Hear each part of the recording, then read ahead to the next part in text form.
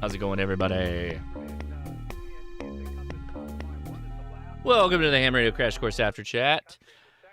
So we're obviously listening to the SDR in the background. It's still running here. Having fun with this. This is a good little unit. This is one of those ones where you're like, I really should get just a nice, more powerful than in a Raspberry Pi. I think you got to go a little bit higher, a little bit more powerful to run this effectively. But like a Linux box that you just kind of have a nice, like an end-fed half wave or something like that with this unit would be really fun, I think. So something I'm going to think about doing, kind of to have some more fun out there. Again, we talked about the Hermes Lite Dus or Duh 2, Hermes Lite 2. It is available now at Maker Fabs. The link is in the description for this video as well. I am running Power SDR as the software, but I showed you another example of software that you can download. And again, links are in the description to a myriad of software titles that you can download to run this thing. And they're all a little different. They got a little bit of different flavor behind all of them, which is good. This is exactly what you want, because then you can, like, if you don't like this interface, well, forget that thing. We'll use this interface, and you can have all sorts of fun just playing around with the different interfaces and changes there. All right, let's hop into the Discord and say hi to all of our friends that we haven't talked to in a week. So let's do that now. And like somebody said already, I think the VEs will help you do that. Hello. Hi, Josh. Hello, friends. I know when I tested last year, they had everything I needed, including a pencil or a pen that I used to fill out everything. So, all right. So is that something they would send me to fill out and send back, or? Yeah, it's all online.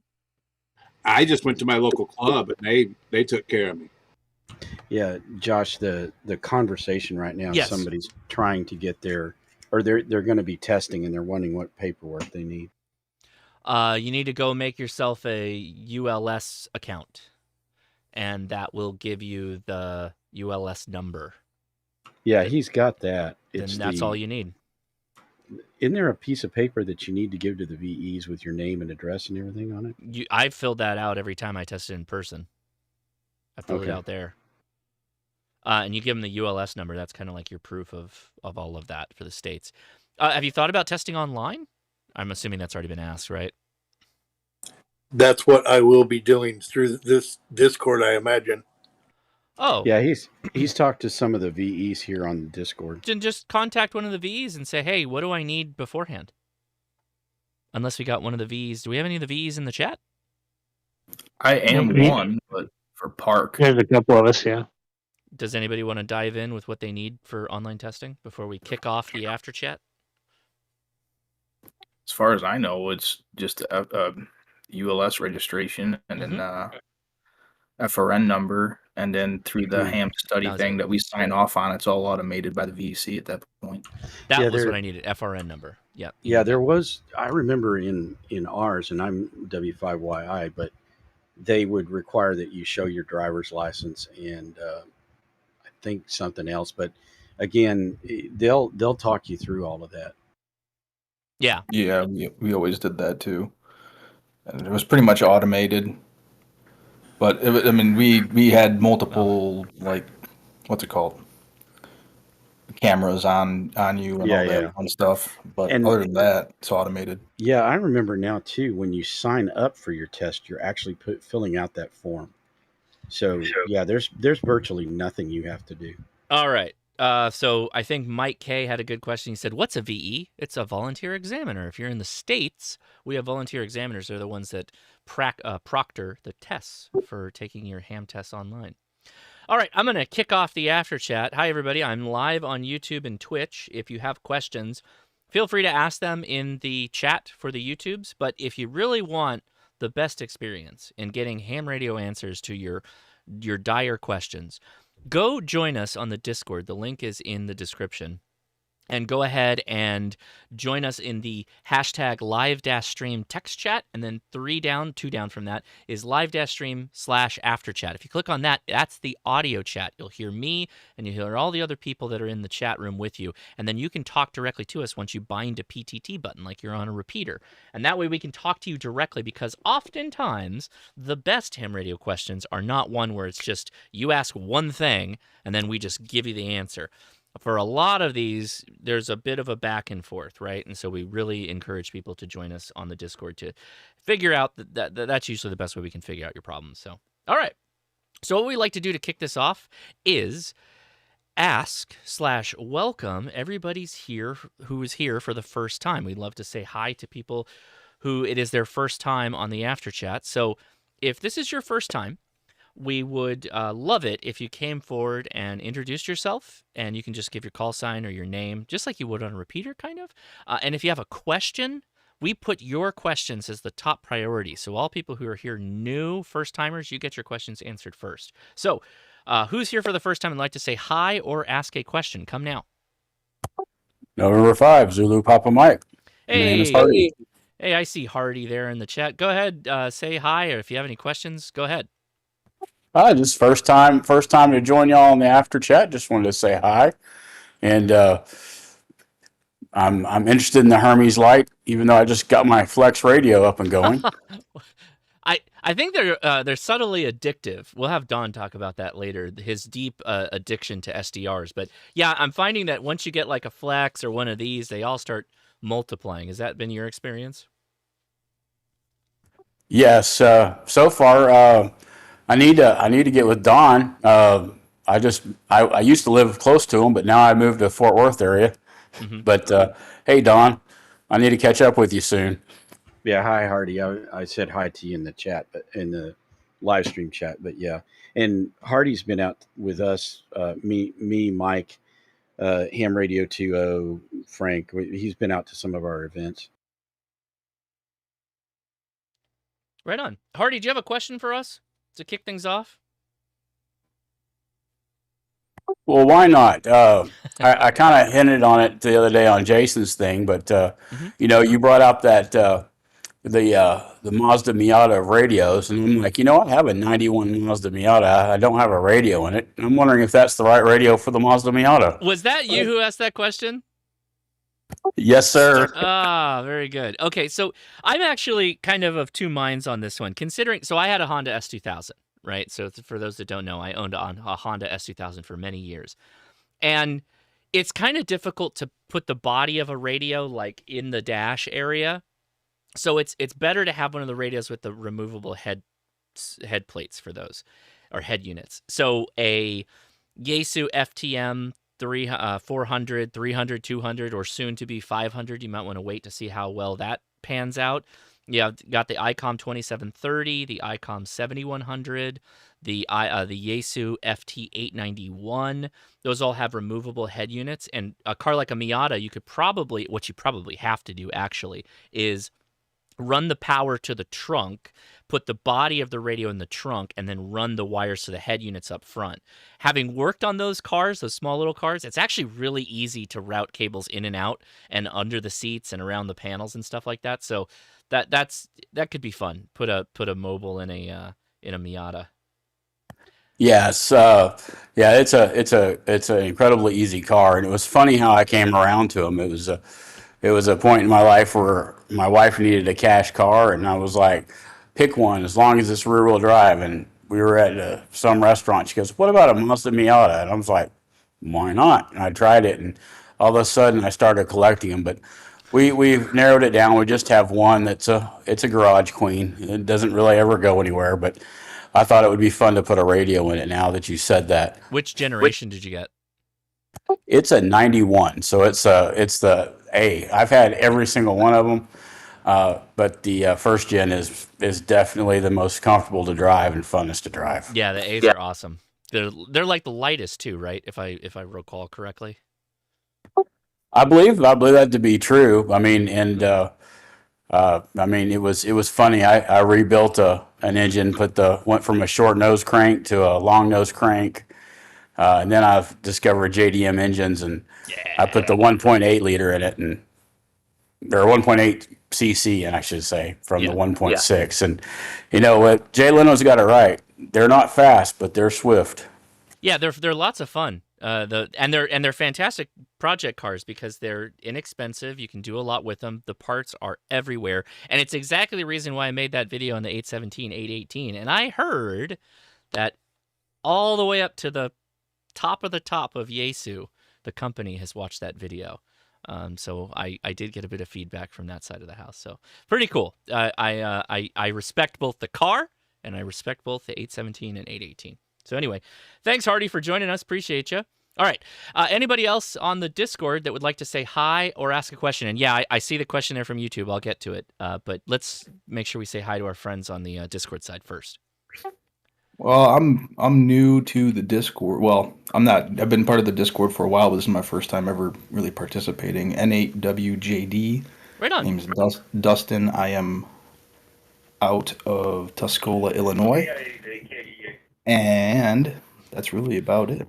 Well, hey, thanks for hopping in and saying hi. I appreciate it. And if you have a question now, we'll take it. Otherwise, if you come up with one later, you can bring it up at any time. Yeah, no questions currently. I mean, I'm the one who got a general license last year, decided to save, and got a K4D for my first HF radio, and it comes on Monday. So I'll have questions after that. Dang. That's a big move, man. Hey, I don't think you can go wrong with an Elecraft, really, to be honest. I know the K4 is kind of a new radio, and they're still doing some work to it, but I've always liked Elecrafts. I think they're good radios, even going back to their old ones. So right on. Very cool. Well, thanks for joining us. All right, anybody else in the Discord that would like to say hi or ask a question, go ahead and come now. Excuse me. Hey, this is Tony, KF0JYU. We'll go with the PF0GYU. Or was it J? Go ahead. That was KF0JYU. KF0. I heard that weird with the PTT. It's just like the repeater. You got to hold it down for a full second before you start talking. No, I'm just kidding. Go ahead. My phone's going all kinds of weird on me every time I try to hit the PTT. But I had a question on that Maestro, the Evolve laptop. Yes. When I've been watching some of the different videos and stuff on it, and they all talk about the 12 volt input with the barrel connector. But when I got it, it's still 12 volt input, but it is only USB-C input for the power. So it's 12 volt over USB-C? That's what it says. The adapter in the bottom of the thing says 12 volt input, and the only adapter it came with, the only power it came with, has a USB-C connection on the end. There is no barrel connector on it. But what's the output on that adapter? Is it also 12 volt? Oh, that's what I meant. I think it was 12 volt on the output as well, because I tried to put it up to my, I tried to plug it in with my different adapters for my phones and stuff, and it wouldn't register any of those. Well, you can always just take an old USB-C cable and make a power cable out of it and just put a power pole on it or whatever, and you should be fine. I did think about that. I wasn't sure about trying to put those tiny little wires into some power poles, though. Yeah, you'd probably have to solder it. You probably have to crimp first and then comment. Go ahead. Oh, we got a comment from Mike 1K at MRD. Go for it. I had the exact same situation, but with some of the studio lights that are over my my workbench. They are 12 volt over USB-C. Nice. What'd you do? It's not a barrel connector, so I went online to Amazon and I bought some USB-C cables. Mm-hmm. They were just power only. Cut one end off and put power poles on them, and they're really thin wires, but if you strip them long enough, you can kind of fold them back. A couple times I did use the 15 amp power pole connectors, so it's a smaller hole, and I'm pretty sure I crimped and soldered them, but you can definitely make it work. There's a couple of questions in the chat asking you, where did you actually get that laptop with the USB-C? I got it from, I'm not sure who the actual seller was. It was over Walmart. Okay. I'll take a minute really quick. I'll hold up this gateway. It's probably not as well loved as the Maestro because this has a touchscreen that's kind of a a chunky boy. But this gateway is available at Walmart, and it is 12 volt as well. So I'm holding up the model number there so you can see it. GWTC116-2 Bravo Lima. This will take 12 volts, and it's $150 if you get the blue model. And I saw that this gets rollbacked every once in a while, and it'll go for $99. This has a much better screen and a much better trackpad than the Jankopotamus, but it's more expensive, and the screen is heavier, so it'll actually like boop fall off of your lap. Okay, Mike dropped a picture of his charging cable there. That's it. All right, very good. Well, thank you for that. Appreciate you joining us. And if you have more questions, as always, for everybody, we'll start taking open questions in a second once we get through the many questions that we likely have on SDRs. Is there anybody else in the Discord that's here for the first time that would like to ask a question? Go ahead. Hey, this is Spencer here. Hey, Spencer. I actually just took my technician exam today, passed that, so that's very exciting. Congratulations. So I'm a software engineer. I live in the Seattle area. I've been actually playing around with a SDR play for a few weeks now, just listening around. It's just so much fun. And I guess as far as like a question goes, I live in an apartment building. Yeah, I'm up on like the 14th floor. I got a pretty clear view out to the north and the west, and I guess I have ambitions of making long distance contacts out like to Japan, and I don't know, is that like a pie in the sky kind of dream if I live in an apartment where I can't set up these big antennas? Not really, but this is why you join the Discord, because we're going to have follow-on questions. Like, do you have a balcony, and how high are you up? Yeah, I have a balcony. I'm up on the 14th floor. It's pretty high up, but okay. We can actually work with that. All right, so there's a couple of brackets that actually exist in the ham radio world that will take an antenna and put it at a slight cant, like a 45-degree angle or higher, and you bolt that onto the balcony railing, and then you use like a radial wire that you kind of just make a loop of on the ground in the balcony, and you connect your radio to that, and that's likely going to be one of your better options, particularly at the 14th floor. You might actually not, or a mag loop. Yeah, Mike K is jumping in there as well.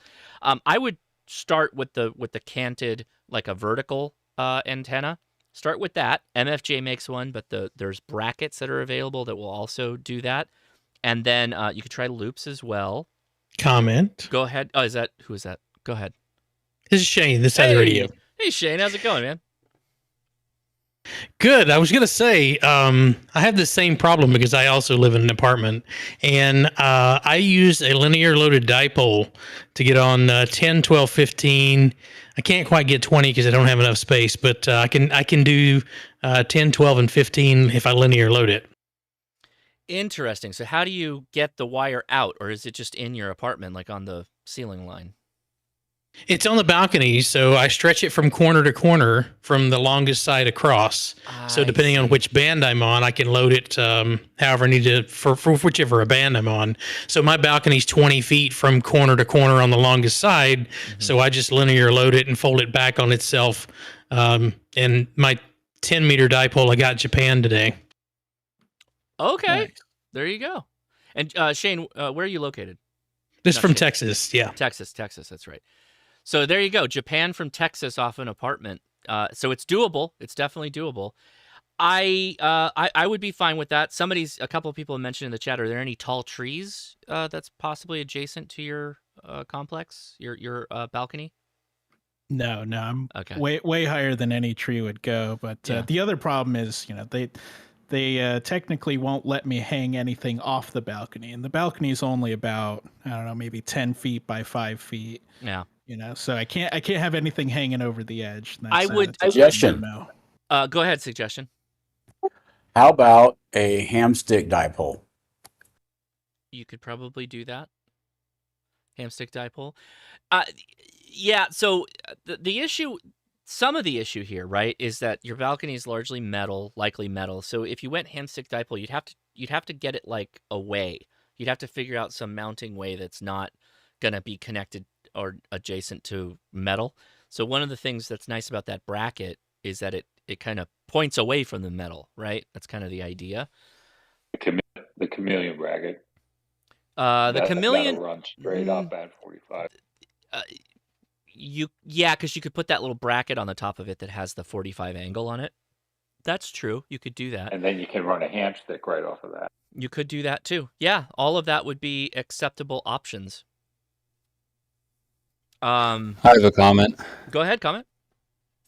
Yeah, this is Heath here in the Pacific Northwest. Or instead of just doing that, you can join Ham Radio Ventures and go out and get in the park with us, and you can hear everybody out there with no noise floor. Well, you should do that regardless. Yeah. So We4DX is a ham radio group, a club that is online, and a lot of them are in the Pacific Northwest, and they do some really fun stuff, so you may want to check them out. In fact, Heath, will you drop the link, and I'll pull it up on the website? Yeah, no problem. By the way, you don't have to be in the Pacific Northwest to join We4DX. It's a good club regardless. All right. Well, that was a good question. Lots of interesting inputs. I mean, if he's not sorry, No, if there's no levels above him, kind of the sky is the limit. You know what I mean? I mean, I just bought the MFJ 1979 that so many people have, and it's amazing. I mean, you can put it up for 17 feet for 20 meters. You want to go 10 meters, drop it down. You know what I mean? And you can do quite a bit with it. Just reaching it out. If he's obviously got levels above him, that might not work as well. But yeah, if you don't have anybody above you, yeah, you can go straight up. Yeah, good question. All right, I'm going to answer this one from YouTube really fast. First time on the live stream. This is Daniel Knight. Well, thanks for watching. Appreciate it. I just passed ham test. Don't have a call yet. What would you recommend for getting general license? I would start taking the hamstudy.org tests. If you're a book learner, you can do the Gordon West books. If you like audio books, the fast track to your ham radio license is a really good one. By the way, all of these are on Amazon. There are a number of videos that are already online, and a lot of the content kind of remains the same, even though the question pool changes subtly. Those would be my two ones. If you want just a general fleshing out of ham radio details and stuff like that, you can go check out my playlist on Are You New to Ham Radio? Start here. There's no particular rule on how you consume it. Just click on the videos you find interesting, and you'll learn on the way as you go. Right on. Good question. Thank you for that. All right. Anybody else in the Discord new for the first time that would like to say hi or ask a question? Come now. VA3 TEC here. Hey, go for it. VA3 TEC. Actually, I do have a quick question. I'm actually going to be traveling into the States near the end of the month. I'd just like to know what procedures or what etiquette I need to do on the radio if I hit any repeaters or on HF and stuff like that. You are a Canadian station? Yes, VA3 TEC. I'm pretty sure that there's just straight up reciprocity with Canada, but does anyone have a better answer than that? Otherwise, we're going to have to go to the web. Oh, nobody knows. No one knows. Where's Molson when we need him? Well, I think what I know is basically, so if I'm down in a state and I transmit on HF, I would do my call and then I do / the state that I'm in. Does that sound reasonable? I Yes. believe you suffix the call area. So it'd be like /whiskey3 or something like that. It's something like that. Yeah, it's Yeah, either that's like what I think. a slant 6, like if you're in California, or I believe you could also use your grid square potentially. It also depends on what license you have. Yeah, I think you have to do like K or N or something like that. Something that indicates you're in the U.S., like K5 or Whiskey 5 or November 5. So you have to do a stroke November 5 or a stroke Whiskey 5, Whiskey 6, whatever. Hey, it's like Google is gonna solve our problems for us, guys. The Radio Amateurs of Canada has an answer. Oh, I didn't even look that far. Oops, sorry. This is the first link on Google, guys. No, it's, I dropped the link in Discord so you guys will see it. In 1952, Canada and the United States signed a reciprocal operating agreement treaty. So yeah, I was right. In the terms of agreement, visiting amateurs may operate in the host country in accordance with the rules and regulations of the host country. Canadian amateurs operating in the U.S. have the same privileges as at home with the following limitations. All operators must be in accordance with the FCC Part 97 rules, so maybe print that out or have a PDF on hand or in your phone. Amateur operation may not exceed the U.S. band privileges, so yeah, you got to stay within our band limitations. FCC mode restrictions must be followed, so like baud rate and whatnot. The ARRL website is a good source, and there's links to band limits and modes, bands available to various qualifiers for the U.S.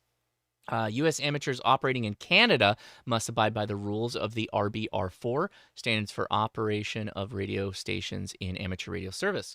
So there's no need for paperwork or other formalities when exchanging visits between Canada and U.S. Under the terms of the agreement, the visitor must identify using their call sign followed by the call area suffix. So, yeah, you got it. So, for example, VE3FRV /W9 or stroke W9. So there you go. And vice versa, if it's American call, it'd be N9CFX stroke VE3. But where do I find the suffix for the area? Is there a website for that also? Mm-hmm. Yeah. Yes. Because I know a lot of people in the States, they have lots of different call signs and they travel all over and they don't really change their call signs. Because in Canada, I believe, okay, I got it. Because in Canada, when you change provinces, you have to change your call signs. I don't think the States has that. U.S. went away from that, yeah. Heath just dropped the map, or sorry, that was Chris, and then we got a even larger map, the ARRL Worked All States map, which breaks down the area. So if you're in Six Land, if you're in California, it's just 6 out here. That's all we got. But if you're in Hawaii, then it's King Henry 6. And Alaska is King Lima. Yeah. So there you go. For you to say. Look at that. Yeah, but I think you can use Whiskey November or Alpha, but I'm not, or Alpha, but I'm not sure how the Alpha works since that's extra only. Mm-hmm. Yeah. All right, cool. Well, we got that one. Excellent. All right. Anyone else here for the first time that'd like to say hi or ask a question? Come now.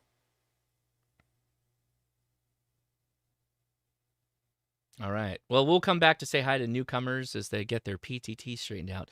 All right. So today's live stream, we talked about the Hermes Lite 2.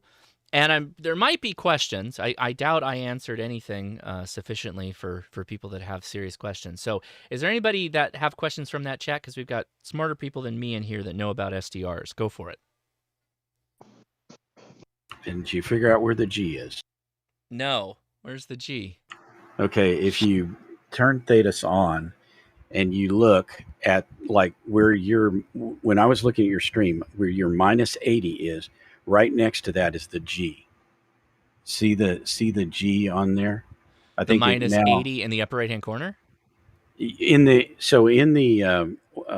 area where the pan adapter is. Uh-huh. Up, and then there's that set of numbers right there on the, what is it? Right side of the screen? Underneath the 83.5 dB.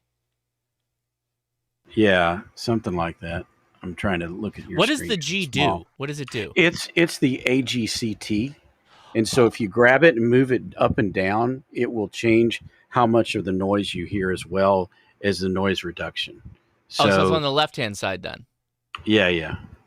Oh, the left-hand side, yeah. So this is the AGC gain. So the G is gain. Okay, got it. Yeah. It's not in that area. It's like right on the screen there. There's a G there. You can actually, when you go over it, it'll create a little hand cursor, and you can grab it. I'm using Power SDR. Is Power SDR the same? Yes, I do it in Thetis all the time with my Onan, and it makes a big difference in the amount of noise. You got to explain this to me. So I am not. Do you see my screen? Yeah, kind of. I mean, you know you're 15 seconds behind. That's true. But looking at this, the display here, where is it? And then I can go from that. So, John, is it the line? Is it the horizontal line that is above the graph? Oh, I see it. The G. And it's barely. Yeah. Oh, there it is. I got it. There's a hand. Yes, I see it. It's on the pan adapter. Got it. Right, Okay. right, So here right. we go. Let me see what that does. Hold on. Let me grab the G. But you're not powered on. Oh, well, we got it. It was on this day that Josh finally found the G spot. I found the G spot, guys. Wow. I was waiting for that, Mike. -6 degrees Celsius here. All right, a so little bit of snow. Over. let's slide the G. Get up. Yeah. Hold on. Let's wait for him to come back. I need a big signal. yeah. That is Generally, not the I'm signal I'm right. looking for. I'm right on top of the big part of the noise, but there are guys that run it way up, like you just saw it, and you can just hear how much of a difference it'll make in the noise that you're hearing. 7700, seeing All right, let me slide the G. X-ray amp, 500 watts to a Mosley tri-band Oh, up about 50 feet. Go ahead. Boy, they didn't make that easy to find, did they? No, that's I get it now though, and yeah, it is. That is a. Wait for that guy to come back. Nice, Mike. It's actually much more difficult to use on the Flex radio. So this to me is one of the big differences between the Onan and the Flex, in terms of running Thetis anyway, is that it's so much easier to use, and you have that graphical representation of it. And the Sun also has that in their software, where you have that graphical representation of what is happening as you change the AGCT. I like it. Now that I have Yeah, found. I did. I did All right, see here we it. go, I here we talked go. to some people down there, and I was amazed at how quickly you guys turned around. and That's got nice. Sanibel Island back, Listen to that. Yeah. connected by the When you causeway, have a and, noise is that floor, still, this radio, is that and to me, still this you're able to radio get and the back and Sun forth out there? are just second to none in dealing with a noise floor. I can see it. Yeah, because I mean, I have a higher than average noise floor, and this is Right. This Me is too. nice. It is. It's a really nice radio to listen to. Like it's a Mhm. good receiver. It's a good sounding receiver. And down there in where your noise reduction 2 is, there's a noise blanker, and believe it or not, the noise blanker, there's a noise blanker 1 and a noise blanker 2. So if you hit that twice, and that'll make a change in how much in noise sometimes. If we've And got a big then- spike or something like that, it'll yeah, kill and it. when you have headphones on, and that binaural enhances the sound as well. I don't know what those actually do. I just know they sound good. You mean binaural?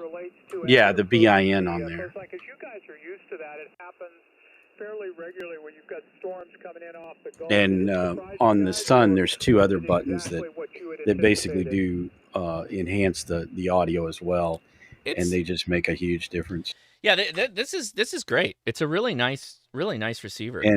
And there's a transmit. Well, this is all software related. So like some of your other software packages won't have these buttons. Oh, This is sure. why I like Thetis so much. I think the MRX Power SDR also has some of these, but the Thetis is more. I don't know. It's newer, and they do more to it than the MRX version of Power SDR. I like it. Very good. Okay, excellent. Any other questions, or let's just open it up to SDR questions overall, because a lot of people in here, like Don and other folks, they have more than the Hermes, and again, the Hermes is part of the more expensive Onan radios.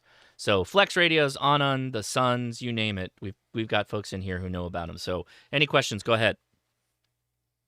Oh, a question. Go for it. I was wondering how the filter selections change between the different softwares. Are they all pretty similar, or is one better than the other? Go ahead, Don, or someone jump in there. I mean, I can tell you, I just clicked the little buttons in the right-hand corner Sorry, for filter size. I just saw something from Hardy. What? Say it again, Mike. How does the different softwares, the audio filters, how do they change between the different sets of software, or are they all pretty similar? Yeah. So one of the things is, so when you like get Power SDR or one of those, a lot of the processing, unlike most other SDRs, a lot of the processing is done by the PC that you're running, which is why on like Thetis and some of these things, I would recommend a fairly good PC. I don't know that Jankopotamus would cut it, but Heath might have some experience with it. However, that being said, what I'm trying to say is that you'll find that the different software will have different capabilities in it. And so you won't always find a noise reduction 2 in all the versions of the software, if that makes sense. All right, thank you very much. I'm jumping there. So Spark SDR has pretty good noise reduction. On Linux, you have Quisk, and Quisk can make use of the WDSP library. I think that Thetis is also using a version of the WDSP library. So that noise reduction you heard from when Josh did it, you have that too. You have that in the Pi HBSDR, Lin HBSDR, and also Quisk on Linux. You have that kind of noise reduction. Yeah, and Heath, have you ever seen the Pi hat that's Hermes? So that is the that's the Radio Berry. Yeah. And I had one. I sold it. That thing I sold gets it too hot. Yeah, I sold it to somebody here on HRCC. But so the Pi hat It was me. doesn't have. Oh yeah. Hey, are you enjoying it still? I mean, yeah. Other than it gets really hot. Yeah. I think the HL2 gets hot as well. No, the Radio Berry. I think it uses a different FPGA in it. Same ADC. It doesn't have any of the PA or the filtering. Yeah, so it's not. It'll transmit. It just doesn't have the PA circuit and the LPFs. Yeah, when I first got mine, they were going to add additional like hats or something on top of it to provide the filtering. So like the NA2 or N2 ADR is not available for the Radio Berry. But the thing about the Radio Berry is, and the reason that I still have it and enjoy it, is that if all you're going to do is receive, then it, basically you're running the same software as the Hermes, and you get this, really good receiver. Yeah, that was the one thing I noticed right away with it, that it compared to all my other SDRs, this thing, oh my god, huge quality difference on HF. Yeah, it's like the same thing I say about the SDR plays, how it's such a step up from like the little dongles, even if you have an up converter. This is like at that level of quality, and the software that noise reduction thing alone, that's a little watery in the noise floor, but when people are actually talking, it's really, really good. It's really good noise reduction. So I really can't. I don't think you can really steer someone wrong with this radio at $400 shipped. That's pretty awesome.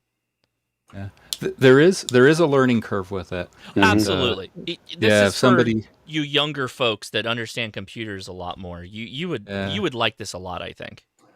I'm 65. I know, but Don, you come from a tech background. You're come on. You're right. I know what you mean. Yeah. Transmit, Barry's asking in the chat, for a lot of this I covered in the last hour for the live stream, but transmit power is 5 watts on this unit.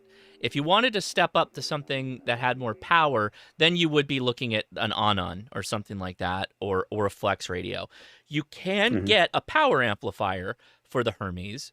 And there are people. Have you done that, Don, by chance, or did you just go up to flex? So that little silver thing you've got, the MXP50. Oh, the 50 watter. Yeah. Yeah, that sucker plugs right into the Hermes. Right on the back, there's a little jack on it. Plugs right in and works right. It is not like the 705 where you're trying to run that thing on the 705. Yeah. You don't have to do a freaking thing to this radio or that amplifier. It just works.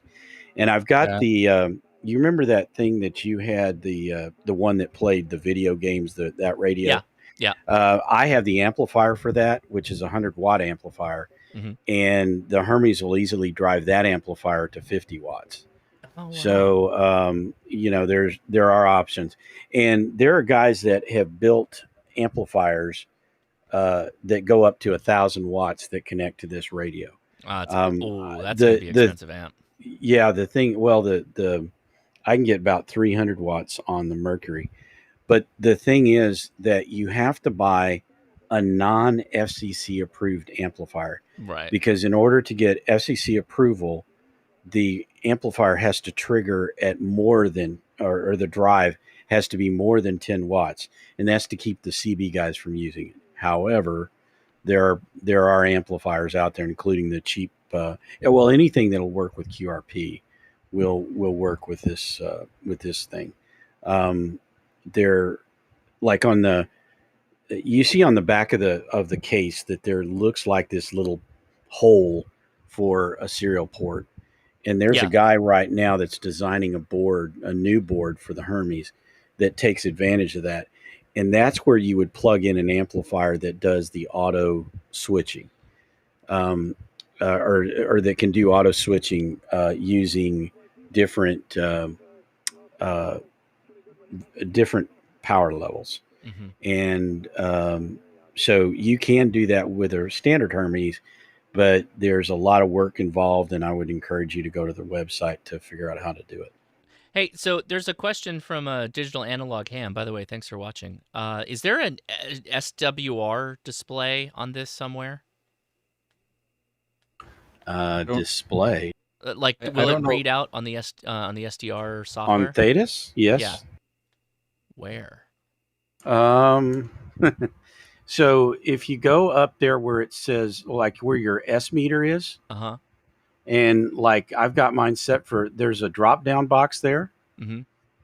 Actually, the one next to it. SWR. There it is on the transmit. Oh yeah, sure. You just change it. It's on the. So you may not be able to see this at 1080p, but on the upper right hand corner of the software, you just change the transmit to SWR or whatever. So there you go.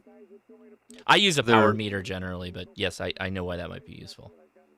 Other software show SWR and power out, and it'll even show the temperature too. Oh, nice. So, yeah, down at the bottom of the display, right along the very bottom, you're going to see how much CPU is being used. Yeah, and all of that. Now on the Onan, I get a whole lot more readings down there, and so I don't remember what the Hermes shows down there, but there's a lot of things. By the way, yeah, go ahead. Sorry, I'm getting way in. Tell me when I get in the weeds. No, you're good. You're good. But so, like where your pan adapter is, or you can actually put a image on that background, and there's all kinds of crazy things you can do with this software, with that Thetis software. Nice, cool. The software on Linux isn't quite as pretty, but it works just. I mean, works pretty well. So yeah, you don't have all the fancy that background. HP SDR, that's pretty good looking. Well, the nice thing with PyHP is it's designed to work with a touchscreen, so you can run it full screen on like one of those little 7-inch Pi's touchscreens. That's what it's made for. And, I actually bought the 7-inch design for that module, like before I bought the actual radio battery from you. So nice. I'm gonna drop a link. Speaking of this, I found it. I'm gonna drop a link to somebody's portable build for the Hermes Lite. Let's pull that up. Let's take a look at that. This is quite impressive. Let me see if this will work here. I have a quick question, though, if that's okay. Yeah, go for it. Quick question. Go for it. Well, what's the highest operating frequency you can use with this guy right now? Does it go to 6 meters? No. It does not. About 31 megahertz. Okay. 31 megahertz, yeah. And that's just a limit on the chip that it uses. I don't think it's the chip. I think it's internal, because the Onan. So in other words, I don't think the guy ever, tried to make it work on that. The Onan does 6 meters, and basically the chip, the ADCs are different, but the Cyclone chip that's on that thing, I think, is pretty close to the same. Oh yeah, that's the thing. The ADC is different. That's probably what makes it work. Yeah, my Onan actually has 2 ADCs, and so I still don't know why Heath is saying that it's full duplex because I was always told it's half duplex. But No, it's full. I mean, you don't hear much on the other duplex because when you go over the transmit, it's still receiving, but it's only using the circuitry inside the radio. So it doesn't work that way. So, and then you showed the picture I had that from DL2M something or other, that one. Put the whole Hermes and the Pi and the screen in a metal case and put some knobs and stuff on it. Yeah, if you go on Anand's website, because Josh had it up very briefly, but if you look on like the lower corner, they sell this thing that DL2RMM has. They sell it for about $700, and the reason is that the knobs and buttons on that, and this is what makes the Flex so expensive too. The Maestro so expensive. It's all those damn knobs and buttons. Those things cost a fortune. Mm-hmm. The Pi that's in here and the little screen and all that, that's pretty inexpensive. But the knobs and the buttons and the VFO knob and all of that stuff is what makes that thing so damn expensive. So I bought a little macro pad. It has 9 buttons and a coder in it. Mm-hmm. I've got that working. It'll mimic a MIDI or just key presses, and the wheel button you can make it to scroll, go up and down to change the VFO. Mm-hmm. And that was these are what, $10-15, something like that, and it works great as a control for the radio there. So. Oh, and by the way, we're going to ask Kyle to do a Node Red version of this. Oh yeah. We got a question a little bit outside of the SDR thing, but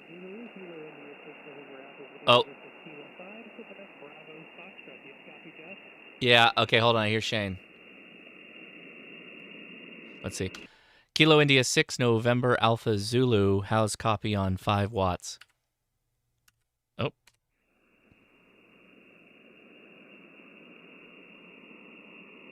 I don't know if you heard me. Only got 5 watts, bud.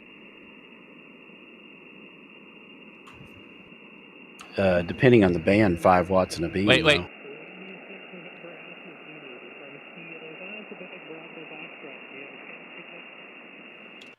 Hey Shane, Kilo India 6 November Alpha Zulu. How's copy? I think I'm too wide right now. I think I'm transmitting too wide. How do I drop this down? He should be able to hear you no matter how wide you are. No, I don't think he's got it. Do you drag the little...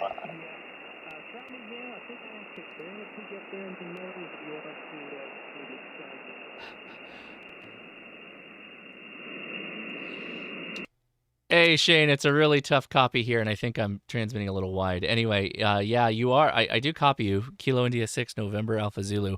Probably 3-1 so far. QSL.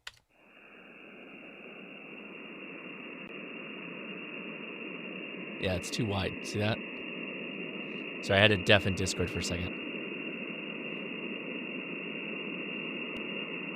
Kilo India 6 November Alpha Zulu. I can barely pick you up out of the noise. I've got you about a 3 by 1. 3 by 1 both ways. Very, very weak down the noise, I guess, from 5 watts, but we can't expect too much there. I've got 100 watts connected to 200 volts from South Carolina, so 3 by 1 on contact, but great stream tonight. Okay, copy that both ways, so I'll get you in the log at least for that. So Kilo India 6 November Alpha Zulu, thank you for the contact, 73.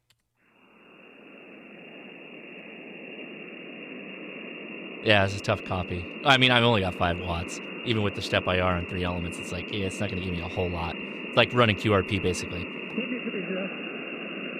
Okay. Shoot. Hold on 1 second.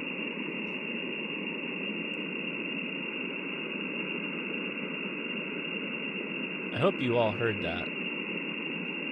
K5QBF. I want to make sure I get that in the log. Don't let me, I got to do this right now. K5QBF.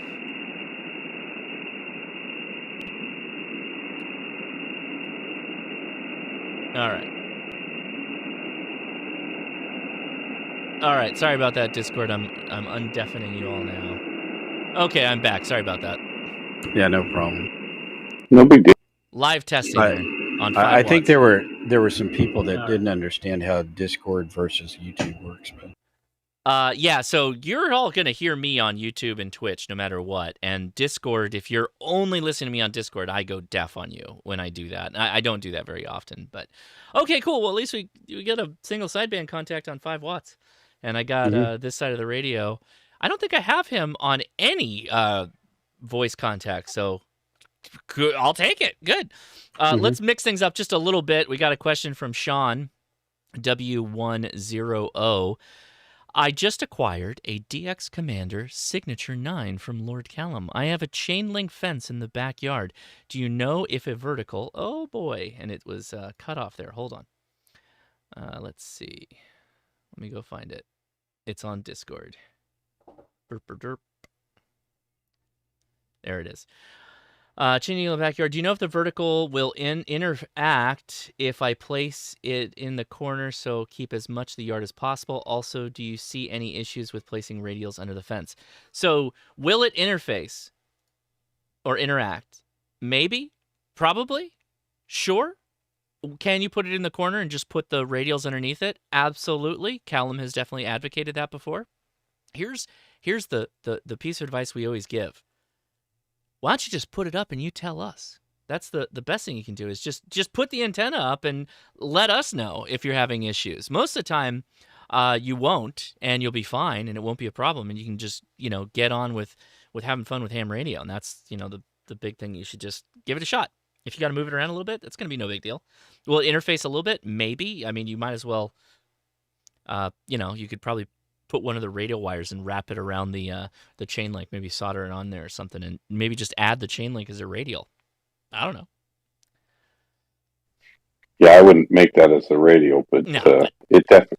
But yeah, give it a shot. It's not going to hurt. Try it. Tell me. You tell me if you have. If you don't use the fence as a radial, if you use the fence as a radial, we don't need to pontificate. We can just try it. Make it go. Give it a shot. You tell us. That's why we're hams. I mean, right. yeah, it's probably gonna give you a little left-handed whatever curve into Montreal or something like that. But big deal. Try it. It'll probably mess with the pattern a little bit, your transmit pattern. But yet, I'll tell you this, for everybody that wants to ask a question like that, I am giving you, here, I'm gonna make myself a little bit bigger while I do this. I am giving you the authority, the carte blanche, to try whatever you want when it comes to your antenna. That's it. You now have the right to experiment. You've been given. Did you put round to it on the website? What's that? Yeah, round to it. Yeah. But he didn't get there though. Yeah, that's right. Yeah, I've got a extension to it into an antenna. You're all now allowed. I'm allowing you to experiment. I've got I actually have a story about that. Oh, go ahead. I've got 4 power lines in my backyard that would stop me from doing anything if I believed what my ham club members told me. And they work. I mean, antennas work great. I don't want you interacting with power lines. Don't interact with a power line. But if you do it safely, if it falls over and won't hit it, then you're fine. Exactly. It's far enough away that my DX commander would fall well short, and there's no big deal. So I will make one caveat. If you have like an end-fed halfway, for instance, and you're doing this weird kind of zigzaggy pattern to get it all up on the air, that will work. It won't be as effective as if it was just like a straight line. But if that length of wire were to get free and blown with the wind over a power line, I don't support that. Don't do that, right? Because some of you actually live in environments with heavy winds where things could get blown over a power line. So if you've got this crazy contraption of a folded end-fed half-wave running all over the place, and if it were to get free and get up in the wind and fall over a power line, that's not okay. Don't do that. You don't have carte blanche to do that. But otherwise, yes, you do have carte blanche.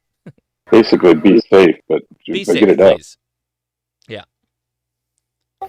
So I built a barber pole antenna, and unfortunately, I'm actually interfering with my neighbor because he has one of those capacitive touch lamps. Have you guys heard of this? Like where it would create so much energy that it would activate the lamp? So I've Sounds it's always plausible. it's always the other way around from the stories I've heard. It's the touch lamps mess with ham radio more often than not. We're finally getting back at him. So how do you know that you're interfering with him? Because he emails me and tells me stop making my lights flicker. Are you transmitting at that time? Yes. So this How is much where, yeah. So I have to look into this a bit, but I am using my chain link fence as the grand radial. But I think there's an issue with his alarm system slash, what do you call it, capacitive lamp. I think there's a grounding issue in one of his areas in the house. I'm just not sure. He has a lamp that's connected to his alarm system. I would love to see that implementation. No, and he's not being very forthcoming of what the issue is. Yes. But all he says is his lights flicker. Okay. So, and I'm like, well, which lights? Then he won't answer. He's not being helpful at all. Okay. All right. I can confirm this. So let me just say right up front that you are not really obligated to solve his touch lamp problem. While it is a good neighborly thing to work with them and try and solve the problem, and it is very likely that throwing a ferrite on the power line, like a snap-on little plastic ferrite, at the power line right at the base of the lamp, put a couple of turns on it and clamp it shut, that will likely solve all the problems. But it's not really your job to solve interference issues like that for that instance. There are other instances where you do need to solve your problem too. But how's the match on your radio? Are you having any SWR problems, or is it you getting RF in the shack or anything like that? Out of curiosity. No, it's just unfortunately where it's situated. I tried to move the antenna as far away as his house as possible, and I put a ferrite at the antenna, but the SWR is actually pretty good. It's just I'm running about 60 odd some feet of coax, so I'm gonna have to. It's not the coax. It's not the coax. Okay. No. Okay. So, well, I mean, it could be in some cases, but I don't think so. I'll have to look up. I don't know why I can't think of a barbershop pole antenna off the top of my head, but so remember that just because you buy something in a store, right? The company that takes that thing and brings it to market, it's supposed to handle interference. It's supposed to be FCC compliant. And it sounds like that lamp is not FCC compliant. That's not your fault. That's the company that made the lamp's fault. Right? So you can help him by guiding him and saying, you could even give him a snap-on ferrite and say, hey, wrap this around the cord a couple of times and the problem should go away. It probably should be fine. But then you can also hand him the FCC rules, the requirements for his device, and say, by the way, it sounds like your lamp is not compliant with the FCC rules and guidelines. Well, that's the unfortunate part. He just does not want to deal with it at all. He won't. I would add his email to the ignore pile. Yeah, well, I want to keep my neighbors happy. Sounds like you need an amp too. Yeah, exactly. Like you need an amp. And that was just with my 705 at 10 watts. I just couldn't believe that. Oh, at 10 watts? Yeah. I don't know. I don't know about that. Josh, it's funny this came up. Go ahead, because Mike. I wanted to talk about this tonight. Did you? Okay. Because I recently acquired a touch lamp for my nightstand. You dumb bastard. Hang on. It does not produce RFI. Oh. However, when I key up on any band, any antenna, any mode, because I'll be in my shack, because I always turn it off. I have the lights off in my bedroom, and Satan will be sleeping, and I'm like, walk by. I'm like, why the hell is the light on? Well, when I key up, that light, because it's unapologetically Chinese, you know it. Right. It says "Ni hao ma" every time it turns on. Yes. And then it goes "xie xie" when it. Well, I'll just yeah. And then you got to change it to English so it says frequency mode.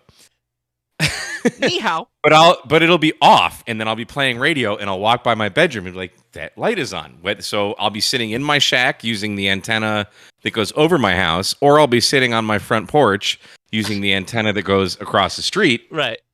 Doesn't matter. The light, and it'll be different brightnesses. So I suspect that like every time I transmit, it's like you touch it. And I mean, I'm on 10 meters FT8 all the time now, or sideband. I'm just on 10 meters all the time now, but doesn't matter. Any band, any mode. So I'm getting revenge on touch lamps for you. Thank you. I appreciate that. Have you tried doing a Toroid wrap on it? No, I don't care. No, I know, but I'm curious because you actually have this touch lamp. Can you try doing that while we're doing the after chat and tell me if that actually solves it? You'd help me solve my problem. This is great. I mean, we might be getting to the bottom of things here. How long was the conversation with Satan about turning on and off the lamp?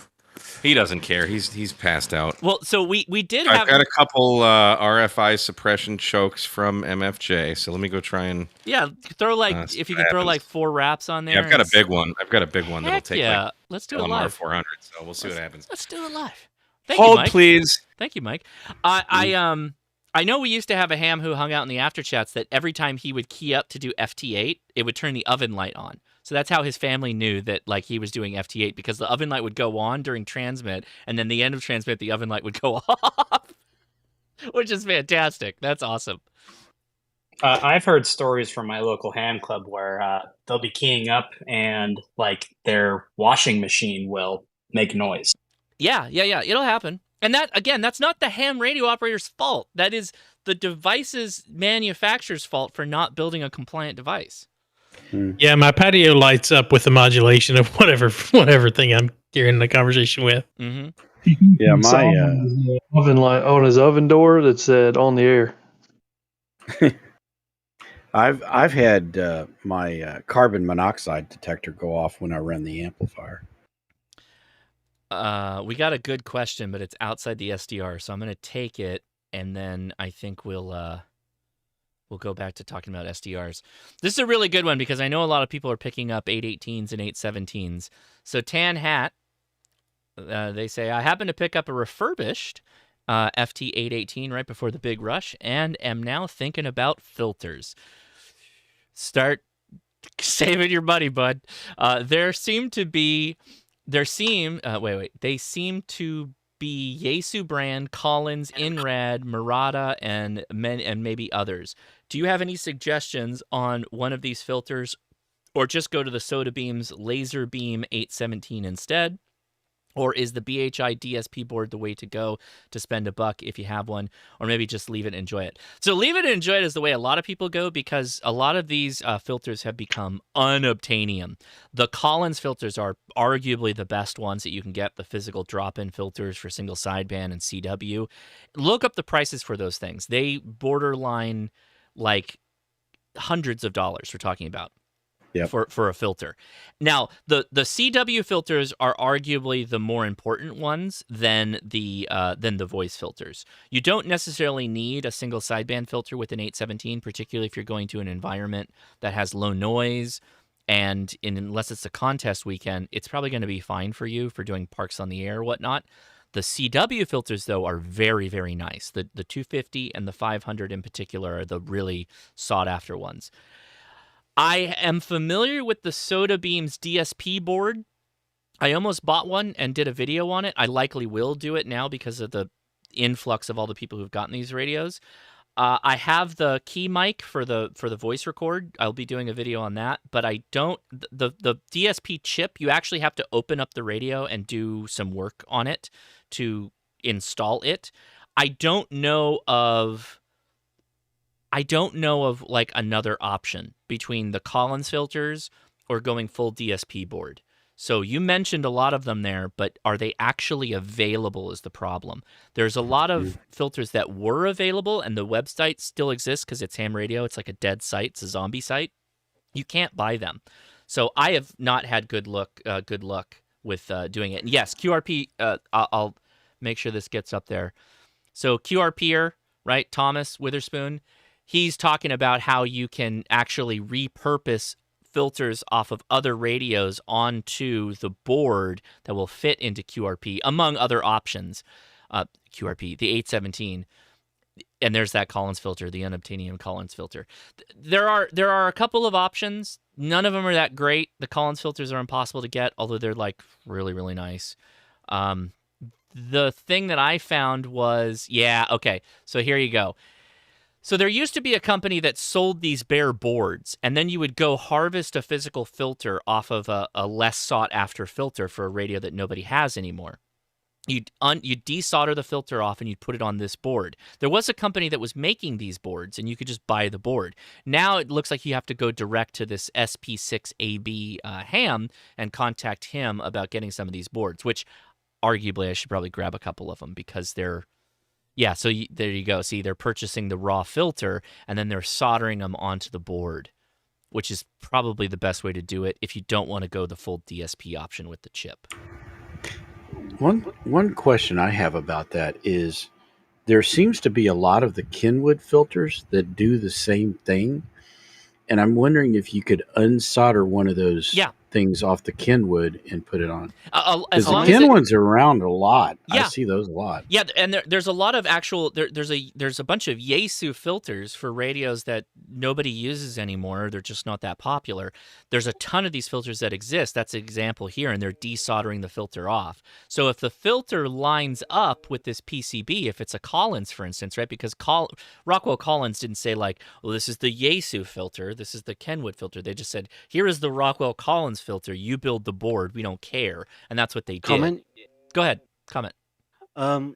As for filters, you can see that there's in that one of those pictures as a Murata filter. Mm-hmm. Murata are a Japanese company that make only filters and relays. So if you can find the Murata filter of your spec and put it on that board, it's fine. But some of the Chinese look-alike Murata filters, not so good. I can see that. It's a matter of finding it. But yeah, Murata is a well-known name in the filter game. What's the real difference between each filter is the input impedance and capacitance. That's the real difference between each one of these filters. Rockwell Collins no longer makes mechanical filters anymore. Right. So that's why they're difficult to get. Well, they don't exist either. No, they do. I'm ready to report my finding. Rockwell Collins, hyphenated name probably doesn't, but Rockwell does. Rockwell, they're a defense contractor. But yeah, Rockwell or Collins used to be a few blocks from my house. Does Collins not still make radios for aviation? Collins, No. I think they're defunct now. Or somebody might have bought the name, but Probably a Chinese company. Yeah. Look forward soon to a Collins Chinese Chinese radio. Was that a Mike? Is he back? Do we have? Yes. Okay, we're ready. So I'm dropping the 2 ferrite chokes that I used in the chat there. Here we go. So the one on the right is sized for like your LMR 400 style. These are mix 31s. I would assume they don't actually say on the label from MFJ, but they're for RF suppression, which would generally be mix 31, if I'm not mistaken. So I started with the larger ferrite, and I wrapped the cord 3 times in it. So it was wrapped around 3 times. Keyed up on 15 meter FT8, just hit the tune, and the light turned on. Okay. I had it was probably 6 or 8 inches away from the base. I moved it closer to the base, had no effect. I took that off. I put the smaller one on, put that like right at the base, didn't do anything. So you might need a new lamp. Sounds like the lamp. So, yeah. I love lamp. I love lamp too. Well, this is the hard-hitting journalism that we expect from the After Chat. So good job, Mike. I appreciate the live, Thank you. The live testing. This is K8MRD reporting. Back to you, KI6NAZ. Thank you very much. Appreciate it. All right. Very good. Good Comment. questions. Go ahead, comment. I was just going to let everybody know that Main Trading Company still has 818s, but they are $825. That's crazy. That's crazy. I was in the happy hour with John was there. We started talking about the 818, and I think my point got lost. But there are people that are buying 818s for $800. HRO blew through theirs. The last round that they had, they sold them for $800, and they sold all of them. The point that I was trying to make is that the 817 and the 818 is the Honda Cub of radio. There are tons of them out there. Everybody that was into ham radio when the 817 came out bought one because they were cheap. And it's like a do-it-all little box, does all the things, and it's been out for, it can drink. It's been out for over 21 years, right? Everyone's got these radios. They're everywhere. So just wait until like the prices start coming down and you can get them on the used market again. They're not going to stay at $800. There's no way because there's too many of them out there. There's just so many of them. Mm-hmm. Don't pay $800 for an 818 or an 817. Yeah. Jeez, I heard people were selling those for like $650. That's crazy. And I saw somebody that did a video recently at the Houston Ham Fest and went buy one of those, and it was only what, $400, Mike? For the 817? Yeah. On the voice side. Can you hear me? Yes. Yes. Turn the volume up. Yeah, they're asking $575. So one guy had it for like $450, which I thought was a reasonable price. Yeah. That's reasonable. Yeah, I saw that. I can't hear a word. I'd be curious how many people are actually going to be selling these in the long run, though. If you look at the 7000, the 757, there's not a lot out there. You see the same ones at every single show you go. But you're not considering the difference in how many were sold, right? So, wait, Douglas, mute yourself for a second. The amount of 817s and 818s that have sold like over the course of 20 years is way more than all the other radios that we talk about as being unobtainium. There's just such a difference in the supply that's in sold radios that people own. There's just way more. Yeah, but the 818 and the 817 owners, they covet those radios. And they should, but the supply is so high that it will come down. I promise you. So it'd be like adding up to 706. I don't foresee it coming down anytime soon. I don't the know. number of manufactured to be like having all the 706 and the 7000s all the way through the 7100s probably added together. Yeah, you're talking about all of the radios that do a similar thing, even the 100 radios. You add all those sales together, and it's still not going to equal the 817 or 818. That's how many they sold. That's my guess. This is me. This is my speculation. Sounds plausible. Now at $450, you're talking about like comparing that with the G90. I'd rather have the 817. Straight up. The G90 at 20 watts? Yeah. Oh, yeah. I like the 20 watts, but I'd rather have something that does VHF, UHF, and is portable. That I like. I like a highly portable, all band, all mode radio. I think I'm down with that. Yeah, but that's why I like the 857. So yeah. I thought your announcement of the 7100, that was a Jerry's 7100. It touched me. We'll just say that. Oh, I'm going to have the video. I think that's a really tough battle. What's that, Mike? I said I think that's a really tough battle, the G90 and the 818. They both have their features and benefits. Yeah, they do. If you buy the 818, you're either going to need to buy either that WinCamp lithium battery or like a 3 or 6 amp hour Bioenno or something. Yeah. Really run it out in the field. The internal battery is absolute garbage. Where the G90 doesn't have a battery at all, so you're going to need that anyway. Right. And it has higher draw, so it's not going to run as long. And you don't have VHF, UHF. Yeah, but the G90 draws about a little over a half an amp on receive. And I think it's about 5.5 amps at 20 watts, unlike FT8. Yeah, color screen and waterfall.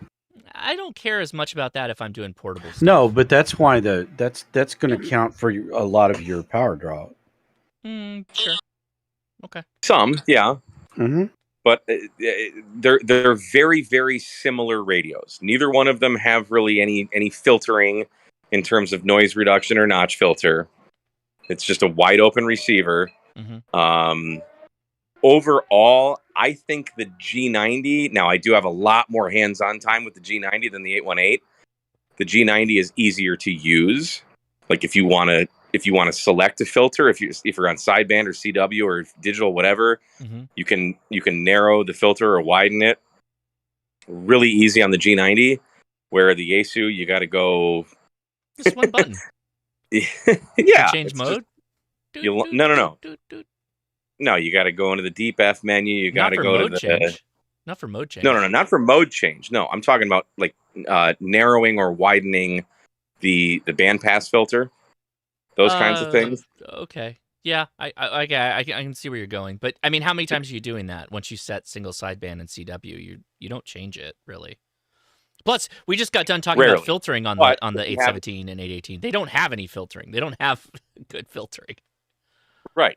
The G90 is pretty easy to adjust the bandwidth. So, like your receive bandwidth, if you've got adjacent signals, you can kind of get rid of them to some degree. I don't know. I'm very, very much 50-50 right now between which one is better. Because I like them both. They both do a very similar thing. I mean, obviously the G90 has more power and a waterfall, the nice screen. Right. But, dude, that 818, man, is... I love it. I mean, watch the video I did a 10-meter activation with. I got Alaska and, like, Cuba or something. Yep. I mean, it's just... I mean, that's the antenna, really, because it was the K6ARK antenna. But they're both really fun antennas. I guess the 818 is definitely more portable because it does have that internal battery. Mm-hmm. So you really don't need to bring anything else other than the radio and an antenna and some way to get the antenna up. Yeah, I don't know. It's tough. Yeah. It is. It's a very tough argument. For me, I would just take the 818 and get on with it. For me. How about digital, though? They both... Well, the 818, the digi-rig on the 818 I find to be fine. The G90's a bit of a pain, but you can digi-rig that too. I just got... Dennis just sent me a digi-rig for the 818. I got it running in maybe 5 minutes. It was just... Yeah. It's also not as finicky. The G90 is kind of finicky on digital. Even if you got all the cabling sorted out and you have all that right, you have to have the right settings, or the G90 is just like nope, and we'll just stop transmitting. And Mike, I got a question for you too. So, have you compared the 818 and the 891's deep menu? Are they the same? I mean, in other words, did Yaesu do a good job of laying that out? So if you're familiar with one, you can just go right to the other. I don't know that it's the same. I don't think that it's the same. No. The 857 menu they're and different. The 891 is the different same. Verbiage. They're different. Yeah, I'm just curious because I did not feel at home because I know the 891 in and out. Like even in the deep F, nowhere to go, just lickety split. The 818 was like. I read the manual cover to cover probably like 16 times. Yeah. Mm-hmm. It's trying to learn how to use it. It's I mean, you got to understand, it's a 20-year-old radio. Like, Yaesu menus stuck now. Imagine 20 years ago. They're making progress. The FT10 and the 705 or 7, whatever, the 710. Yeah. They're pretty good. But no, they're like two complete. It's like Mars and Venus. It's not like going from one eye. It's not like going from a 7610 to a 7300 to a 705 where you it's the same. Mostly feel at home. Like the 7610 was a little bit different, but it has more features. Yeah. But like you go from a 705 to 7300, 7610, you're gonna feel right at home. The Yaesu radio, all bets are off. Yeah. So there was a question from the chat, just to keep the 818 talk going for a little bit, just because we got the question. But how does the 705 compare to the 818? Well, it's like comparing again, the 818, 817 was designed 20 years ago, and the 818 has some upgrades, but it's not competing at the same level as the 705. The 705 is like a 7300 that you put in your bag. It just doesn't have the same power output. But you got the filtering, you've got all those controls. It's super easy to connect to digital, either wirelessly, which is crazy, or over cable. They're just not the same. They're just not the same radio. Usage wise, like at the end product, like what you get out of it, yeah, it's similar. But the 705 is easier to use for sure. Mike, you've got both, so I mean, what are your thoughts on that?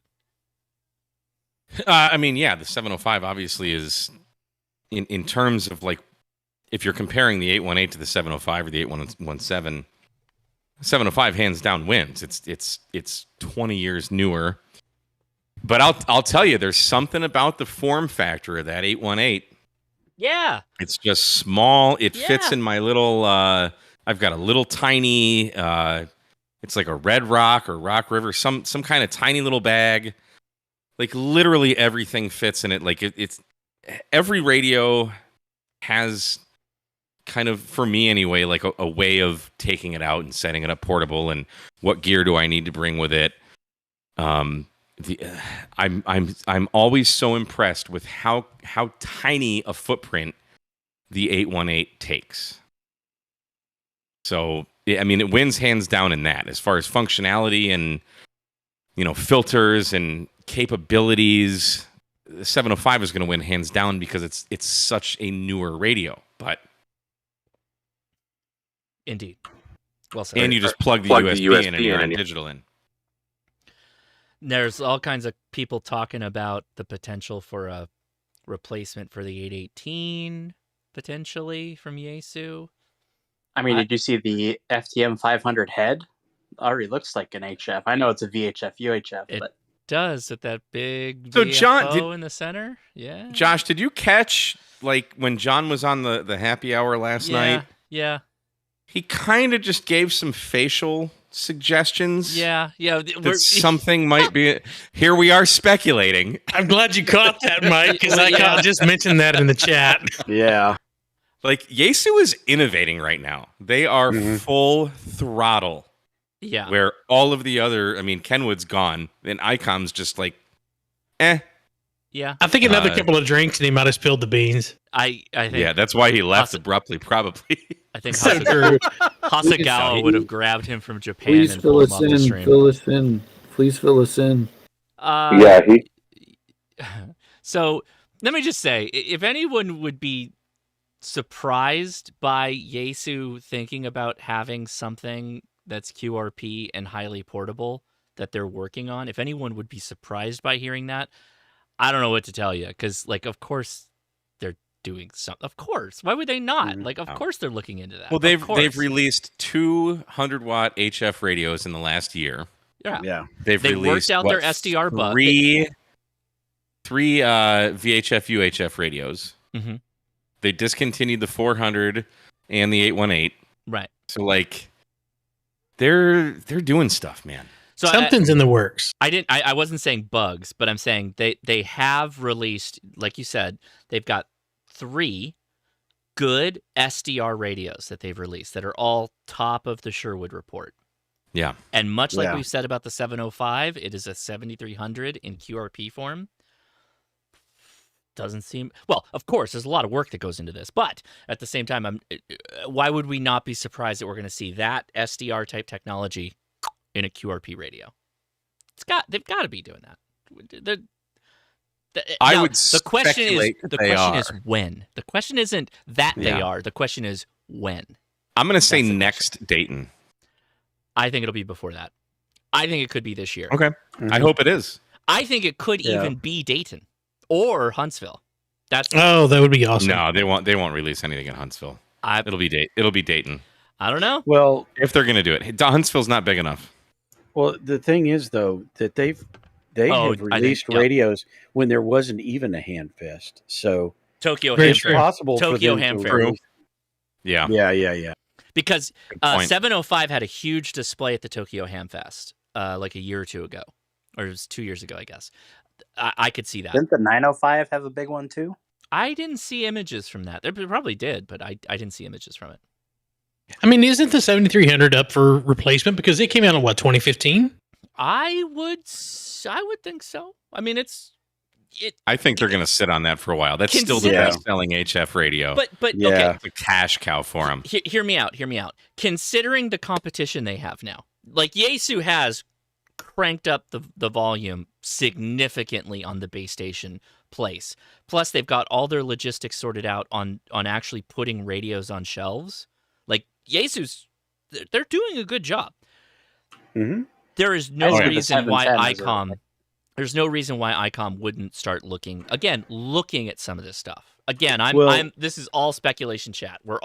Everybody, please put the line. I got to put hold on. Where's my text? Ham radio is so small for ICOM, though. When you look at their marine business, He's got to disclaim all this. No, ham radio is like one of their largest market areas. If you combine marine and aviation, ham radio is still bigger. That's not true. Yes. Yeah. Yes. I think you could actually put ground mobile in that group too, and ham radio is still bigger. I mean, like every boat I've been on has had an ICOM VHF radio. What you're thinking of is Kenwood. Kenwood's like, I don't care about ham radio. Get out of here. No, Mike's right about that. Dude, every boat. Yeah, yes, you're right that every boat has an ICOM, but I'm saying if you added up all the spending, the ham radio is a huge portion of their market share of that company. Yaesu's in there too. Yaesu's on the boats. The thing I would think is that development costs them money, and they like Mike said, the 7300 is a huge cash cow. It's already been developed. They pretty well have the firmware locked down. So why not just sell the crap out of it and make money? Right. Just needs a better receiver. Yeah, well, yeah, we need to get rid of that OVF light, but that's That OVF light lets you know when you're getting OVF. Yeah, but it also shows me when the radio front end desenses, and I have not had that, period, on any of my other radios in the same noise floor. Josh, I like your speculation disclaimer there. Thank you. I think Mike is quietly becoming a Yaesu fanboy. You don't have I've been using so the Yaesu FT450 was my first HF rig. The 891 was my second HF rig. I've owned more Yaesu radios than I have ICOM. I will continue to say that if you are beholden to any one brand, you're doing it wrong. I agree. It's a tool. Like if you like the radio one brand's making and you don't like the other brand, there's no reason to buy the radio you're not going to enjoy. All the companies make fantastic radios. So again, this is not us like saying one is better than the other. This is us saying this is a good thing for all of us that there are so many good radios out there right now. Yes. Yeah, we like to just about things like this, certainly, when we get on. And mine is better than yours, but at the end of the day, they're all great. We all enjoy all of them. It's Ford versus Chevy. It's Gibson versus Fender. It's ICOM versus Yaesu. It's Harley Davidson versus Yamaha. But wait. All those brands are like ride or die people. They're like, I am Harley and that's it. I'm Gibson and that's it, right? Only a Gibson is good enough, but Mike's one of those ride or die Gibson guys. Of course. But this is not the case for ham radio. Like I know, right? If you say like I smoke Camels and I rock Yaesus, then it's like be more dynamic than that. Like radio, go try them. Experience all the radios. But this is the question: what do you guys want to see in the new Yaesu radio that comes out? What new features would you want to see? The knob from the 500. I would like to see the ICOM interface with the Yaesu receiver. Totally. I agreed. And that and some averaging from Yaesu on the scope would be nice. I mean, I've debated selling my 7300 just to pick up a Yaesu radio just to see the difference in operating. Mm-hmm. But Shane would let you take the FDD10, but you'd have a tendency to drop things. Rude. Yeah, but what about the output power? Would you want more output power, though? Nah. On a QRP. 100 watts is perfect. No, but if we're No, talking no, 4P, I was thinking for the portable, like comparing to the 705, which is only 10 watts. it's portable. Why Though. doesn't somebody make like a 50-watt radio? Because power doesn't matter that much. Get a good Right. antenna.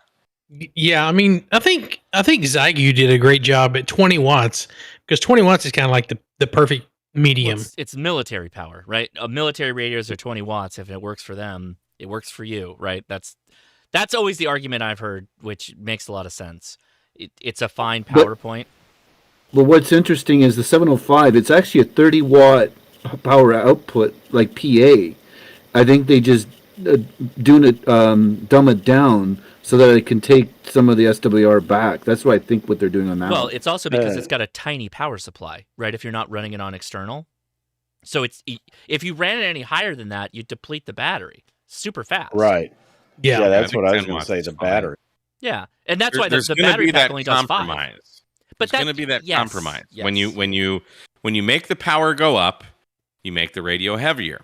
And then you need a bigger battery, and you need bigger. So in terms of S units, it doesn't really matter. From 5 watts to 20 watts is one S unit. From 20 No, but watts if you're to wanting 100 a key watts, and amp, you it's need one S unit. 5 watts. Yep. Yeah, but if you're talking like I put this in a backpack and I go outdoors, then you're not dragging an amp, right? And the G90 is probably the upper limit. But then you can. I mean, you can run it in your shack on your amp and still have enough power to drive, and then take it with you. That costs you more money, though. Yeah, it does.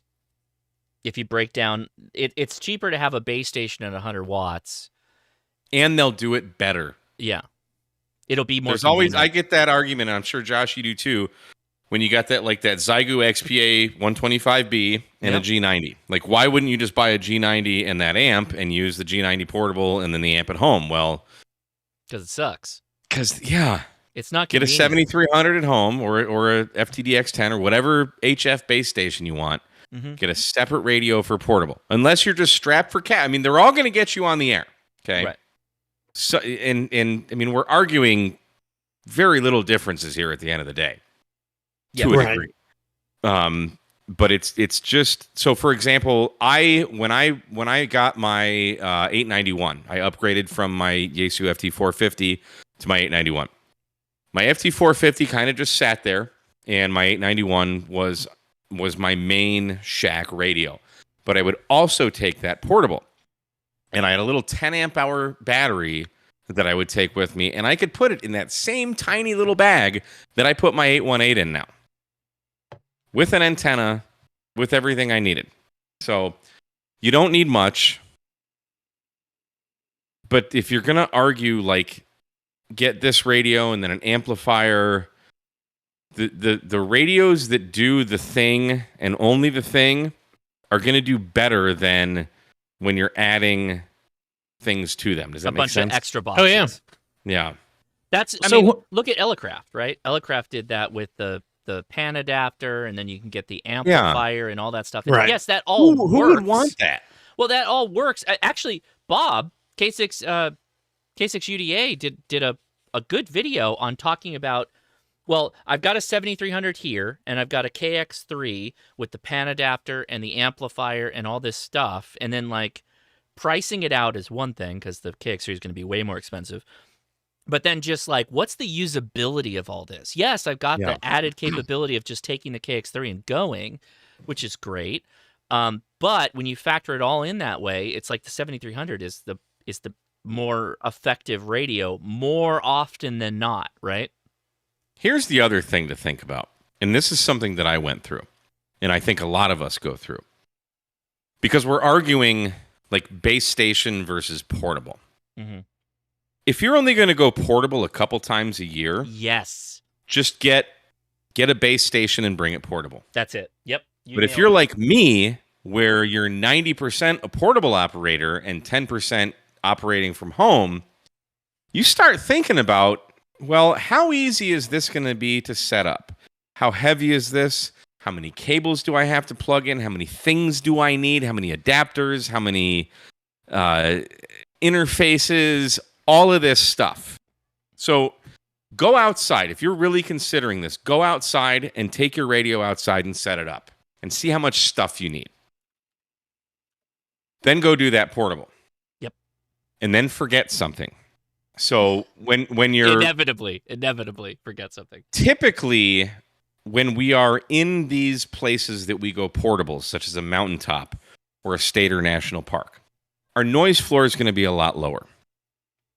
Yes. I would implore you to use a resonant antenna. Not even like a loaded, like the Wolf River coils and all those types of antennas work great.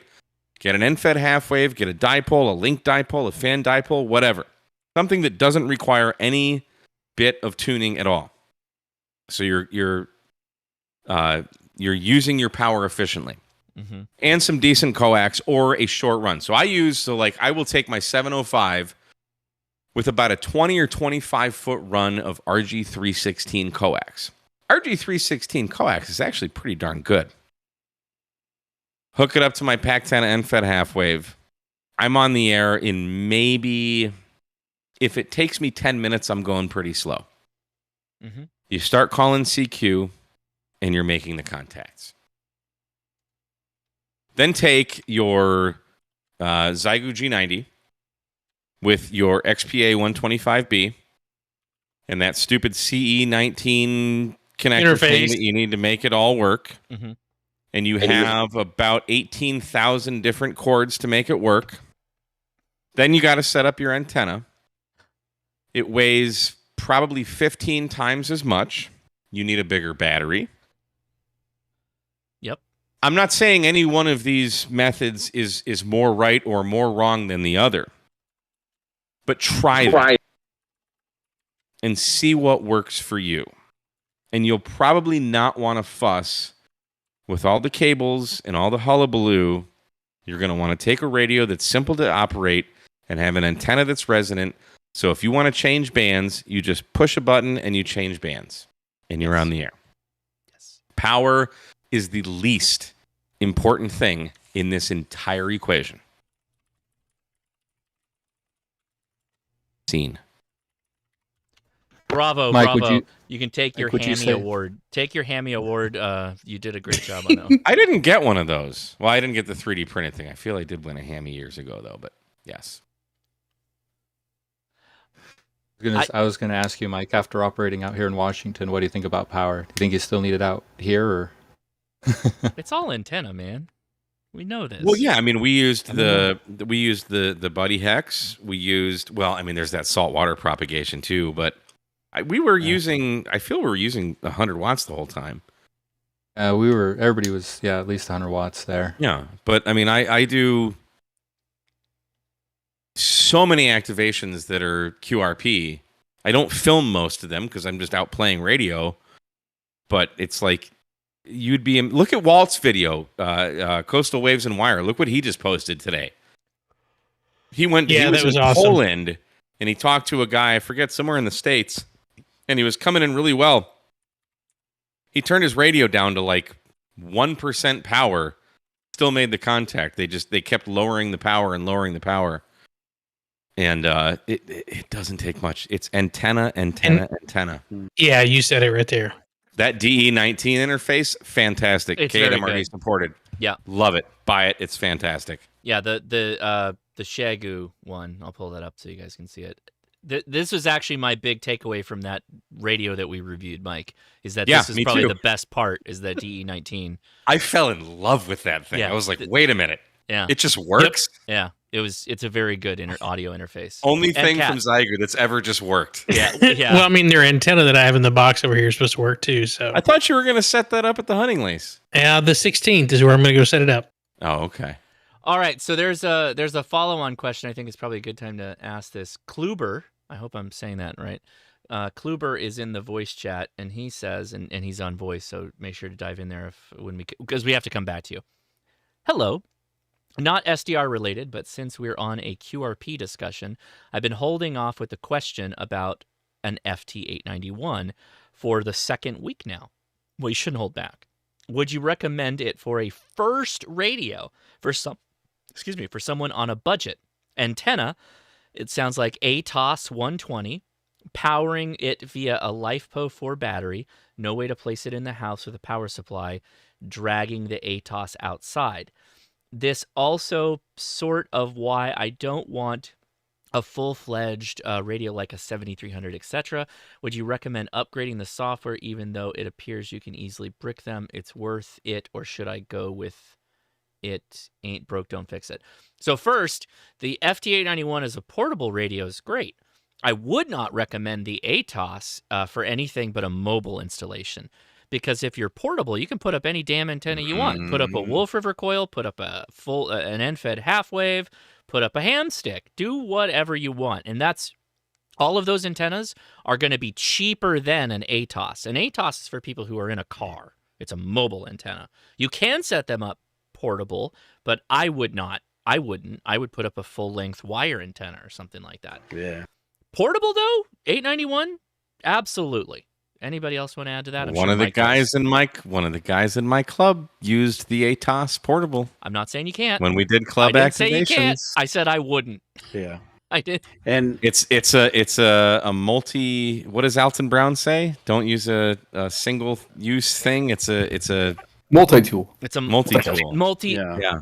Is that what he said? Yeah, multi-tool. Yes. Multitasking. Yeah. Something like multitasker. Yes. That's it. Yes. Multitasker. In his kitchen, there's only one single-use tool. That's the fire extinguisher. I've had because I touched this subject on one of my Mailbag Mondays. Like some guy asked, "Can I use it like on my roof or on my tower, the ATOS?" And I'm like, I don't see why you couldn't. And I've got a couple emails back from that saying they did exactly that. Yeah. So you could take the ATOS off your car, hook it up to like a Wolf River Coils tripod. You could, because it's only power over coax. Of course, you're going to have to put out radials, but absolutely that will work. I hold on. Castler- Now I got to correct my. I have to add flavor. I have to add this. I have to salt bay my comment. Yes, I said it'll work. Of course it'll work. The question is it the better portable option? My personal feeling is no, because if you're portable, you can put up a resonant antenna, and you should do that. You should do that, and you'll save a boatload of cash because those ATOSs are not cheap. Good antenna, great antenna. True. I won't even argue that point. In fact, they make a little collar that goes on the base of it that will act as a radial if you wanted to mount it at your home. They have that. All of these things are possible. But do you want to get to $400 for an antenna system on your home? If you're looking at a $400 antenna system, you could put up a much better antenna than an ATOS. You can get a $25 end-fed half-wave kit from K6ARK. But you can't drive 100 miles an hour down the street with one of those antennas. But again, he's talking about being portable only, Mike. Portable. Correct. I would not use it on the car. Right. So. Oh no! Get a wire antenna then. Get a wire antenna. Yeah. Get the 891 though. Yes. Well, I would say I wouldn't discredit the 7300 as a portable radio either, because I use the 7300 as a base radio and I use it as portable. So it works fantastic in both instances. 891 is hundreds of dollars cheaper though. Right. Yeah. And that's what he said. He was looking at something that was less expensive. So you could get away with the G90 on this, to be honest with you. As much as I love the 891, I think it's great. If you really want that extra power output, then you got to go 891. The problem, you're going to have difficulties with digital interfacing with both of them. So you're going to get a digi-rig. You got to do all that stuff. And so that's just extra cost you're adding up on it. A G90 with an audio interface like a digi-rig is going to be fine for digital. And you probably save $100, $200 maybe. 891 though is good. I would strongly disagree with your sentiment there, Josh. Between the 891 and the G90, if cost the 891 was the limit, you're going $450 to $650. Yeah. So if you have that $250 of disposable income, okay. Well, you're the not. 891 is exponentially better than the G90. Yeah, filtering and everything. So many ways. I'm not disagreeing on that. I'm not disagreeing on that. I'm so saying, if you're really going on the cheap, I agree with you. Get the G90. But hear me out. you're not walking out the door at 650 or 450. You're going to add a battery, which he already said he's going to do. If he wants to do digital, he's going to add a digi-rig. He's going to add a number of things before he gets to the final price. 650 is just the radio. So once you factor in antenna, power, interface, all that stuff, then the $200 savings on the G90, for instance, is actually something. I'm with you, though. I'm with you. If you gave me the two options, I'd take 891. All of those other things are a constant. Yeah, yes. If you get a G90, you need a digi-rig. If you get an 891, you need a digi-rig. That's my point. But if you just want a radio, you don't care about digital at all. If you just want a radio and an antenna, of course you need a battery. This is a spicy But you're not going to spend a lot of battery. This is what happens when you ask a ham radio question. Yeah, exactly. Mike, by the way, I agree with you. Like, if you just took apples to apples comparison, G90, 891, if I just picked one, I would go 891. Totally. Yeah. Yes. I'm on the same page. I would drive to California and smack you if you said otherwise. And then we'd go to a POTA, right? After. But a 7300, you with don't an need a 891, digi-rig. yes. Actually, we'd POTA with a G90. Yeah. Just out of spite. So, Kluber, do you have any follow-on questions for? So let's let him answer. So I'm not interested in digital at all. Oh, perfect. So, like Mike said, it's just the radio and the antenna and the battery to power it up. Can you afford like $800, $900? I mean, I have no limit on the budget, but I would like to go as cheap as possible. Sure. Okay. I like that answer. Get the 891, get a 20 amp hour lithium iron phosphate battery, and get some type of resonant multiband antenna, wire antenna, like an NFET half wave. And you're not a Wolf under $1,000. Yeah, I was thinking about getting a dipole for 40 and 20 meters, but the ATAS does 30 and the 15, 10, whatever as well. The ATAS does it all. But yeah. if you're gonna, I run the ATAS in my car, it doesn't do 80, but it does 40 through 70 centimeters. If you're not going to be operating from your car, the ATAS is not the optimal antenna that you want.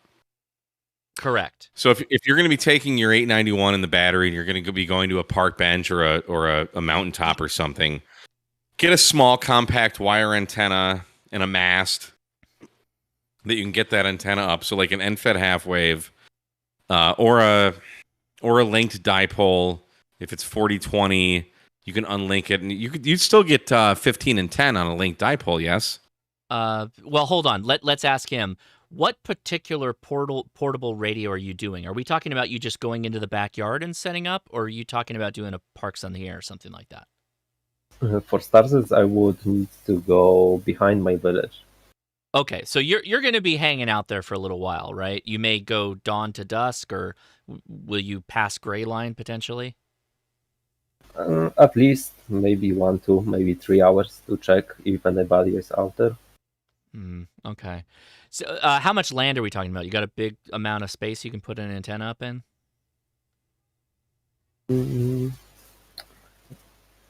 Right behind the village, I think I could find 2 trees where I could suspend the dipole. So I'm kind of like thinking soda beams, linked dipole kind of setup. If you've got the space, 40, 30, 20 kind of thing. But the advantage of the NFET half wave is that you could just throw that into a tree or do Mike style where you take a telescopic rod, put it on the end, and just push it into the tree. And then you could just operate there for a couple of hours and you'd have a ton of multi-bands. What about a little DX Commander? It's time to set up. If he's got 3 hours, does Yeah. he want to be setting up a DX Commander? I don't know. The thing with dipoles versus NFET half waves, a dipole is going to be a quieter antenna. But if you have a linked dipole, anytime you want to change bands, you have to stop operating, lower your antenna, unlink or link the band, the connections, put it back up, and then go back to operating. With the NFET half wave, and you could be in a low noise environment, it won't matter at all. With the NFET half waves, you just change bands and you're on the air. It doesn't matter. Why Why is everybody so into linked dipoles? Why not a fan dipole? It's just more. Because then you crap don't have put to up. pull. No, you have to pull it down and reconnect it and put it back up in order to change bands on a The very first HF antenna that I used when I became a general was a fan dipole that I made, and it worked great. I'm That is a guessing- very valid point, actually, Don. I'm guessing part of it is like with the band hopper, for instance, you just Mhm. use a telescopic mast to get the center point up, and then it's an inverted V, and that's one wire, right? That's just linked connections. With a fan, you've got multiple wires. Yeah, but the multiple wires, if it's done right, they're all connected together. Sure. So you have a plastic. So you're only putting up one antenna. Yeah, but but that's a lot more telescopic- wider. the And Liberty telescopic- Cave says tangled wires. I mean, that's a thing. Everything's a compromise. But but you're going to get this with the links in there Yeah. and them connected together. You got the same wire and the same set of issues with the. But Don, hear me out. With a linked dipole, the weight of it might not fit underneath a telescopic mast. It might come down. How are you reducing the weight of a linked dipole? Because what you're saying It's is one wire. Oh, so it's the same amount of wire as a linked dipole or as a fan dipole. If you're going to have the same bands, because you're going to have the links and the wire, and No. it's going to be just as long. No. Yes. No. Yes. No. Yes. It's No. the same length. It has to be. No, it's not. So It has to be. No, it's not. The linked dipole is which bands? Let's say 40, 20, 10, for instance. Mhm. Okay. Don, you are so wrong. You have now 3 antennas versus 1 antenna with a linked dipole. Think about it. When I made my 40-20 fan dipole I get what when I you're was saying. just a Yeah, kid. yeah, you're right. You're Yeah. right. You're right. Right. And I get it. I get it. And that yeah. weight is all at the pinnacle of that telescopic mass, which could collapse it. That's probably the reason. Just a single linked dipole on a telescopic mast is going to be very heavy on that telescopic mast. It's going to bend over. Yeah. Even my Then- Pactena with 26 gauge wire. You Okay, got yeah, physics then- going there, boys. You got those. You Yeah, got yeah. 66 feet of wire going out either side. So Or whatever it Then- is. Then I would definitely go in-fed half-wave. Get an end-fed half. I Yeah. cannot stand taking an antenna down and putting it back up again to change bands. So Kluber, I think that you could save a lot of money by going end-fed half-wave. You could also get yourself like a really nice telescopic mast for the price you're saving over an ATOS. Like if you just took that dollar amount and turned it into like a multi-band end-fed half-wave, you'd get a really nice antenna. You can get some feed line as well for your efforts. That's probably the way to go. And then if you want to use a tree, you can, and you can use a throw weight and a line and all that stuff, and you'd kill it. You'd be having a great time. Is he using this at home? He said he's going to go to the back of his village. So he's going to leave his home with his equipment. So he's probably not walking too far, and he's going to go set up outside the village. And I have a question going back to the radio. Since I'm going back behind my village, is there a point to getting an FT891 versus FT818 and powering both from LifeBow battery? Well, okay. Yes. Oh, that's a whole other fight. Yeah. So the 891 is going to have a higher draw because it puts out more power. For you, you may want that more power to make longer distance contacts. So you're going to have to plus up the battery to do that. You'll want the noise blanker, the noise reduction, the notch filter. Yes. The 891 will do more things than the 818/817 does. It has more features, and it also has way better filtering. So the actual, it's got noise reduction. That noise reduction is actually pretty good on the 891 for what you're But the paying for. noise blanker as well. Like if you're going in the back of a village, I'm just thinking worst case scenario, like all There's a kinds dude of with a noise. generator right next to you. Yeah, like what are you gonna? If you got an 818, you're screwed. You're just S9 plus 40 noise. If you've got the 891, you've got noise reduction.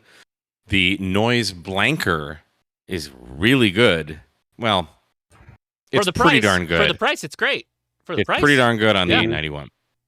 Yeah. And a notch filter. There's all the filters. Everything is better on the 891. It's a couple $100 more. Well, between the 817, it's the same price. Now, or yeah, 818 that's rather. right. Yeah. Did you know that the 891 and the FTDX10 have the same DSP in them? Say that again, Don? Yeah.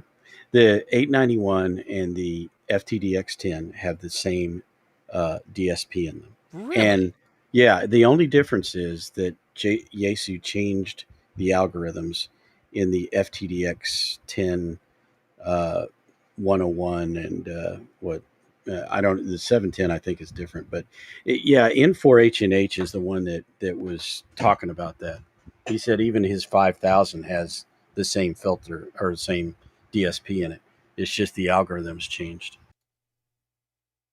The 891 is pretty watery on the received voice. Mm-hmm. That's my downside of the 891. For in a car, What, it's of the great. DNR? Yeah. I never put mine past 1. Sure. Even at 1, it's still really good. I'm not complaining. I'm saying that Kind of sounds like you're complaining a little bit. for $800 radio, it's really good. It's $800 or $600. Sorry, $600. Yeah. It's really good for $600. With that said, the human beings talking sometimes will be a little watery, a little bit. I have made literally thousands literally of contacts on my 891, and I'm sure you have maybe not thousands. I don't know about thousands. You're not Papa Poda. You're like Bofang Daddy, but I'm like driving in a car listening to CW. Yeah, you're listening. Oh yeah, that don't mean nothing. Oh, you shut your mouth. 100%. I mean, so first of all, the 891 is the best and only mobile HF radio on the market right now. No, but 7100. Yeah, shut up. That you are right though, 7100. Yes. But that's actually not that much more expensive. But get the 891. Now it is because get the 891. The takeaway from this is get the 891. Get it. He said he can get the 891. He can get a battery. He's good. So just do that. Mm-hmm. Comment. Go ahead, comment. The only thing I would have to add. Whoa, hold on. There was a guy who wanted to comment. He already said comment. Go ahead. Yeah, we got a pilot. Hold on. Well, I was saying is y'all are already $1,000. Why not go another 300 and do the 705? For somebody that's new, it gives you everything. That's the problem with this argument. Yeah. There is a ceiling. Because you can say, well, if you got $7,200, then why don't you just save up another $400 and get the FT101D? Right. You have to stop. You cannot have that mentality. Just save up another 1,000 and get a Flex. Damn save up another $1 million and buy a freaking boat. You know. Out of interest, where are you, Kluber? Could you say that again? Where are you? Europe, Poland. Poland. Well, if you're in Europe, 10 watts is going to get you all the contacts you could ever wish for. Well, that's a fantastic point. Actually, we have a very American-centric viewpoint on Walter is in so Poland right now. Yeah. Good point. So, in Europe, well, I mean, conditions are very good now. So, for Europe to the United States and North America on 10 watts is doable if you put up a full-sized antenna. It's challenging, but it's doable. But inside of Europe, if you can't make a bajillion contacts a day on 10 watts, then your antenna's fallen over. Yeah, but please, if you're in Europe and your working stations in the States, don't say 6 and 7 calls only. Damn it. No, do say that. Continue to say that. That's the right answer. Hang on. Is it Krug or Krug? Kluber. Are you looking Kluber? Are you looking at the live chat right now? Like, are you in the text stream? He's watching. He's on the voice chat. Yeah, text, I'm on. Okay. I just posted a video to Coastal Waves and Wire. This is Walt. He's in Poland right now, and he's using a G90. Watch his channel. Watch what he's doing. That's probably the best inspiration that we could give you right now. Mm-hmm. And he makes antennas out of like anything. It doesn't matter. Okay, now we'll take your comment. Go ahead. I'm going to go make water. It's Mike and Josh's fault that I did it this way. Okay. So I got the DX Commander after a Josh live stream on Black Friday. Yeah. And I got it so that I could have the mast as much as just as the antenna. It's a good because I want the in-fed half wave as well. Mm-hmm. So get the DX Commander, build it. You will not go wrong, and you will not dislike it at all. It's awesome. And then if you just want to put a mast up in an in-fed half wave, it's $75 more or less or more, depending on your ingenuity, and you've got both. I think the problem Mike is that up out there. I think the problem is that he's not going to set up at home. He's only going to set up outside the village, and he's only going to be out there for a couple of hours. So we want to get him on the air as fast as possible, kind of thing. I think that's kind of what I'm sensing. Well, a Rapide, you can get that up in a fairly short order. My Classic takes 20 minutes or so. Actually, 20 minutes on the Classic if you kind of get used to it. I want It's going to take you hours to put up the DX Commander. Ed, your volume's really low. Oh, okay. Sorry. So the point I'll say about the DX Commander is it's not that it is a fantastic antenna once you get it up. And we all acknowledge that setting it up takes a little bit longer. Part of the problem, too, is that when you set it up for the first time, you're going to take a lot longer to get it working, like to get it tuned up correctly. And if he's a newer ham and he just got his license kind of thing and he's getting started and getting more active, then I don't know that I would say like DX Commander, unless he's got folks that can help him out with a tuner and all that, and or an antenna analyzer and get him going. I don't know that I would say like, yes, this is the starting point. Honestly, I gotta be honest. I would say the Soda Beams Band Hopper 40-30-20 and an end-fed half wave with a telescopic mast, you'd have a great time with whichever radio you went, 891 or QRP or full QRP. You'd have a great time, particularly in the UK or in Poland, but with the adjacent location of so many countries, you'd kill it with just that QRP even. If Kluber, if you want to DM me, I have a Soda Beams Band Hopper 2 that you can have for nothing. Hey! That would be a really good idea.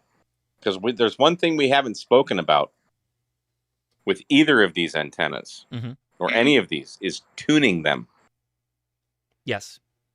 Correct. Band Hoppers right out of the box. That's Put Soda it up, Beams. go nuts. Soda Beams.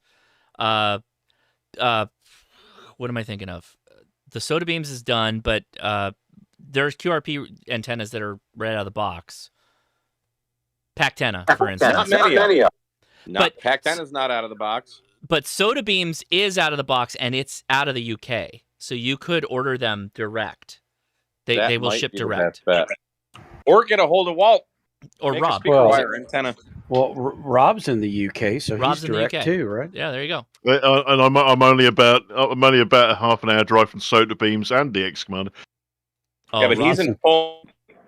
Yeah, like I said, the offer is there, Kluber. If you want it, fire me your address, and when you're ready, I'll send you the thing.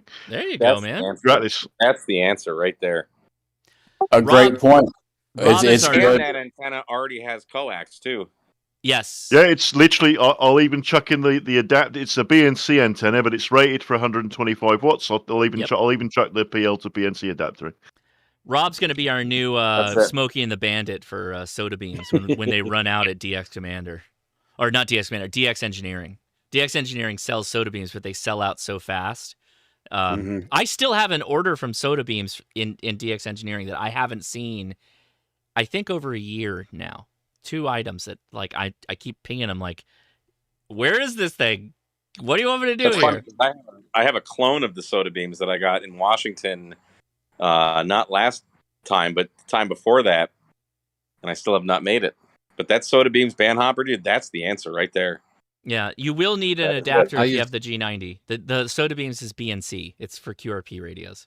But it'll take 120 watts. That's neither here nor there. I know, but now there was a comment. Now it's just radio. Yes, I think it's 891. I think everybody's come to we're all convening. But, well, I guess QRP, so yeah, you could make a go with an 817 or 818.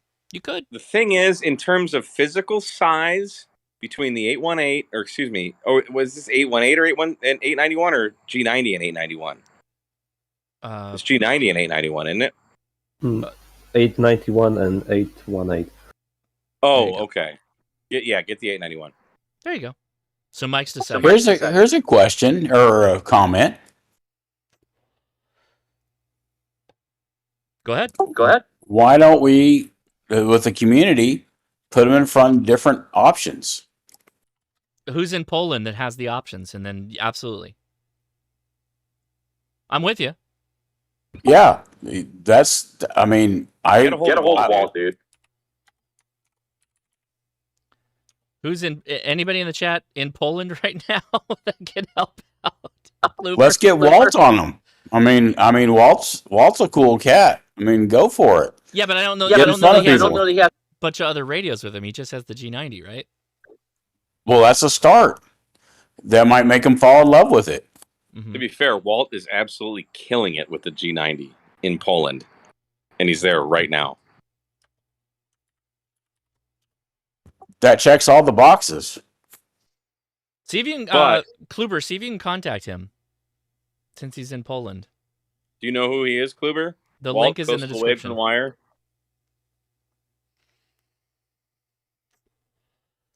Oh, Kluber, you there? Yes, I'm there. The link in the hashtag livestream chat Mike posted to Coastal Waves and Wires. He's in Poland right now. He's an American in Poland. He might tag up with you, let you tag along on one of his activations or whatever.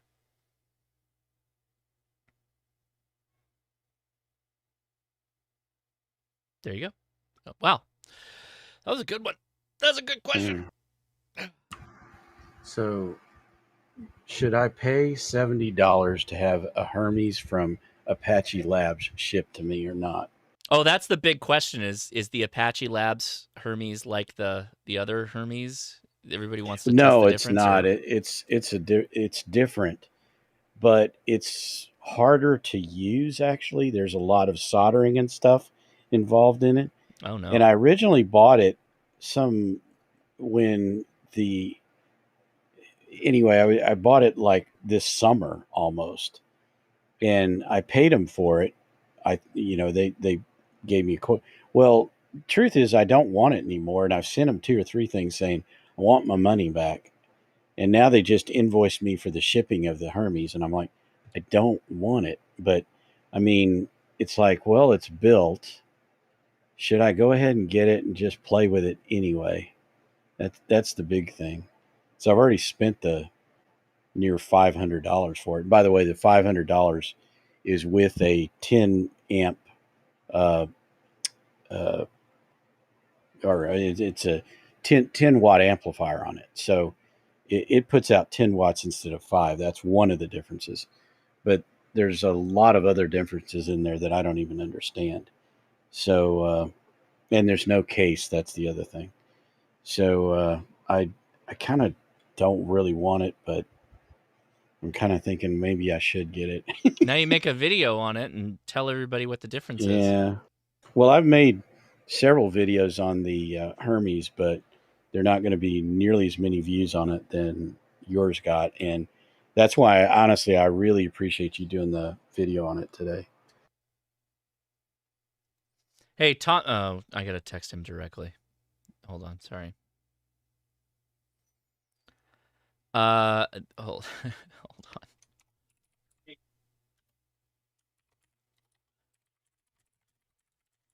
Since we have all the smart people in the room, can sorry. somebody give me a low-level idiot's idea of a transducer? Because I'd like to do some 2-meter sideband.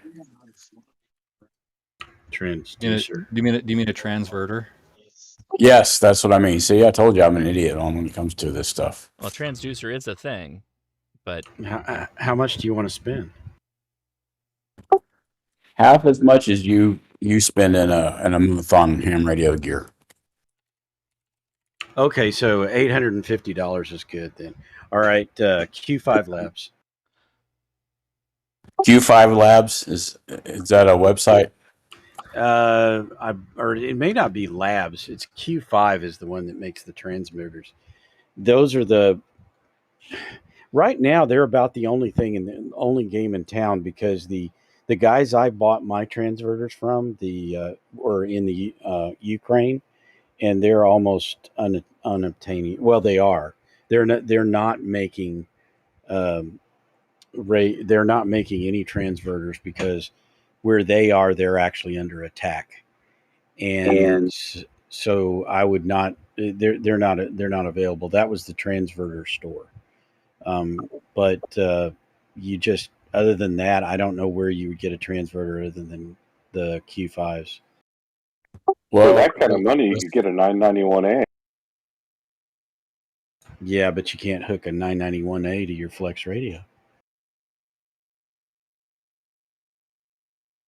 My uncle is the reason why I've got the Flex 6600, and I was scanning some of the things that he had, and he's got some Times Micro.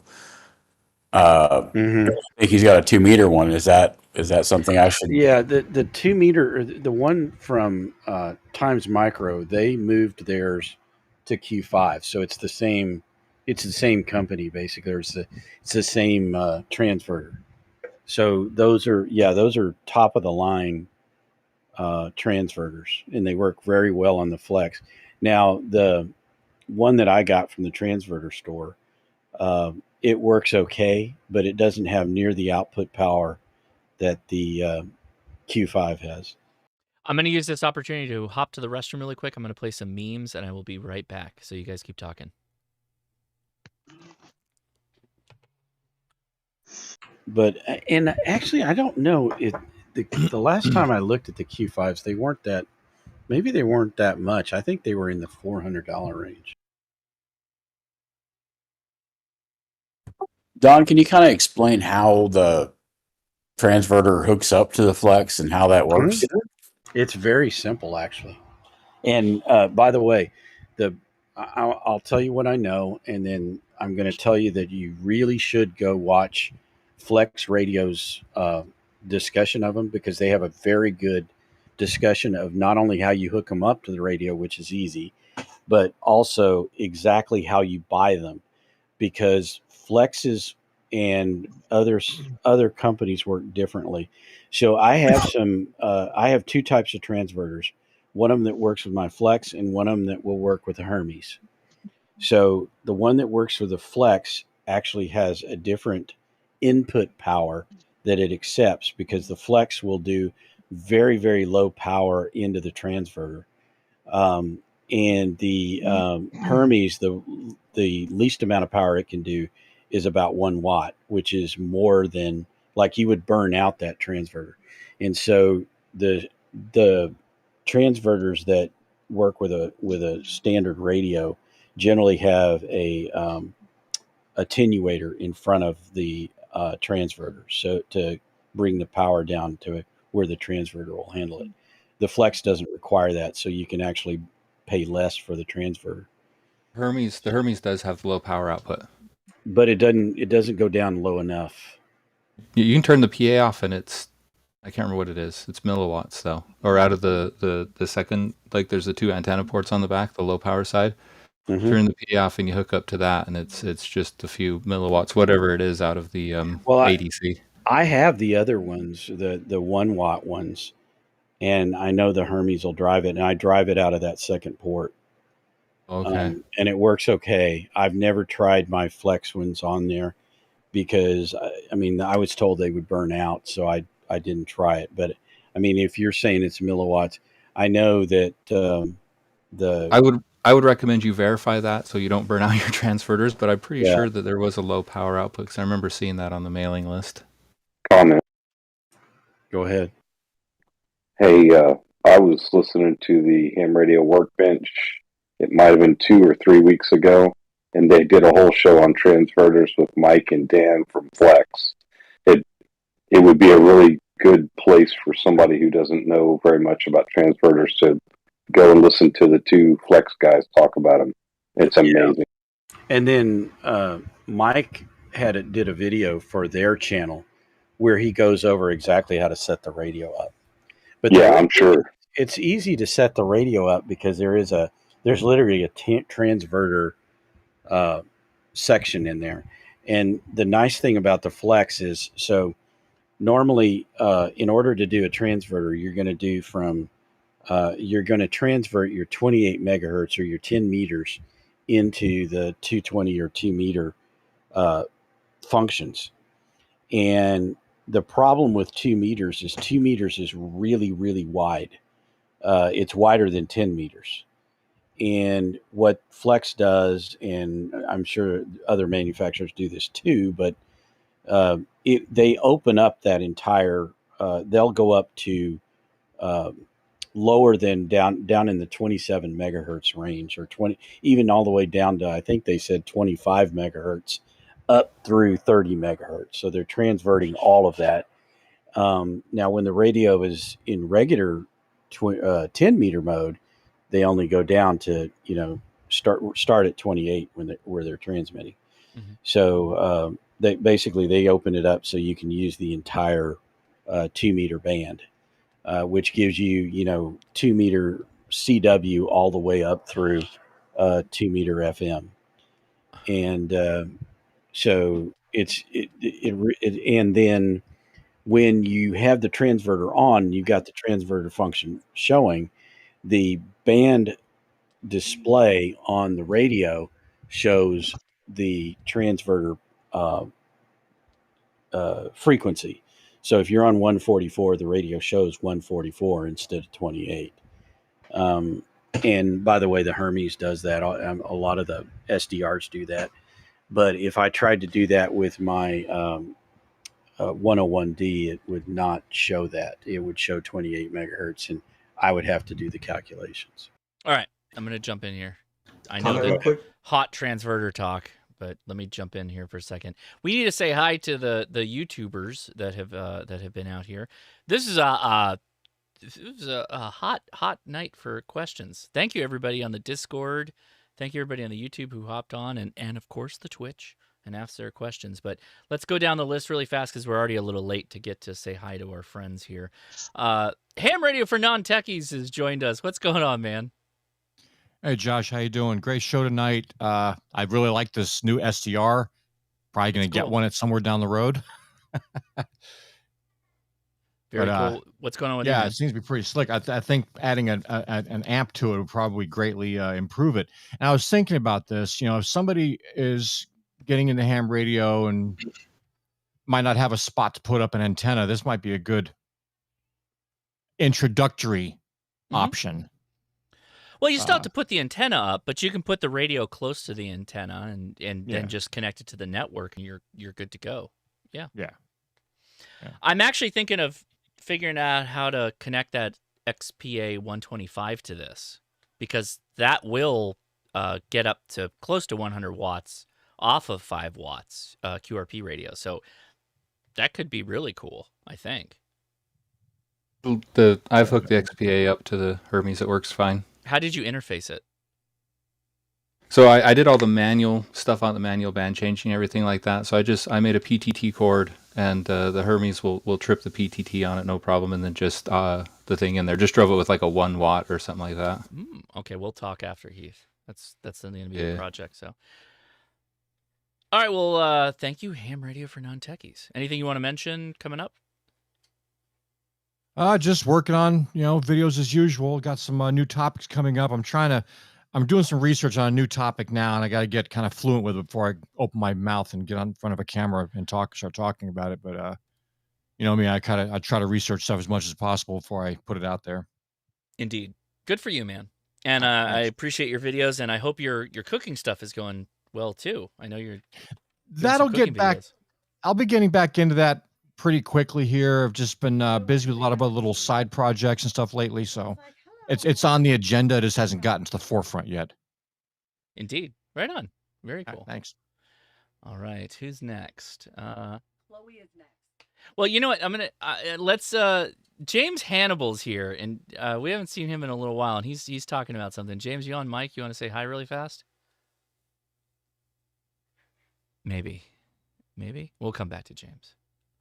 All right, moving down the list is. Oh no, he's back. James is back. Okay, here I am. How's it going? It's going good. How are you doing? Good. What's going on with you, man? We haven't talked in a while. You got anything fun you're cooking up? Yeah, just trying to not lose track of my push to talk button here. Yeah, so I just posted on the Discord. It's just something simple. You mentioned, I don't know, it was a week or two ago. You did the TNC4, the MobiLink D. Yeah. And you had mentioned again how they didn't fix they had a software solution where you hold the button down a little longer, and then you don't kill your batteries easily. But still, if it's in a pack or something's going to hold against that button anyways. Yes. So I just made a simple, it's a chunk of rubber with some 3M on the back and a hole cut in the middle, and it fits right on the MobiLink D TNC, well, any of the TNCs, really. Mm-hmm.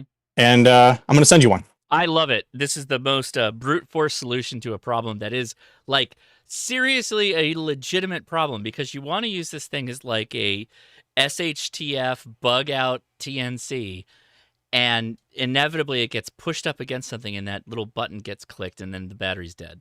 It's very frustrating. Absolutely. Yeah. And I took it apart. I was thinking, well, I'll get inside there and see if I can monkey with the button mechanism. And there really isn't that much you can do without literally maybe replacing the button. Like rerouting it to a switch or something. A lot of people talked about like having a discrete switch, which would be really great, but yeah. Yeah, that could work. I was really hoping that they would do that on the version 4 model, and they didn't. But yeah, a button replacement. I mean, I'm sure someone could 3D print some kind of button replacement that either recesses it a little more, but there's not a lot of room inside to work with that. So yeah, switch would work, but I just decided, yeah, recess it myself, throw a chunk of rubber on it. I love it. And so everybody that's saying the little click, if you delay the click, we tested it live. It was the same delay.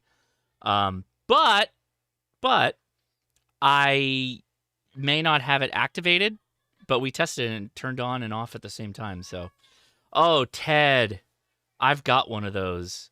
Oh, we should talk how you got that set up.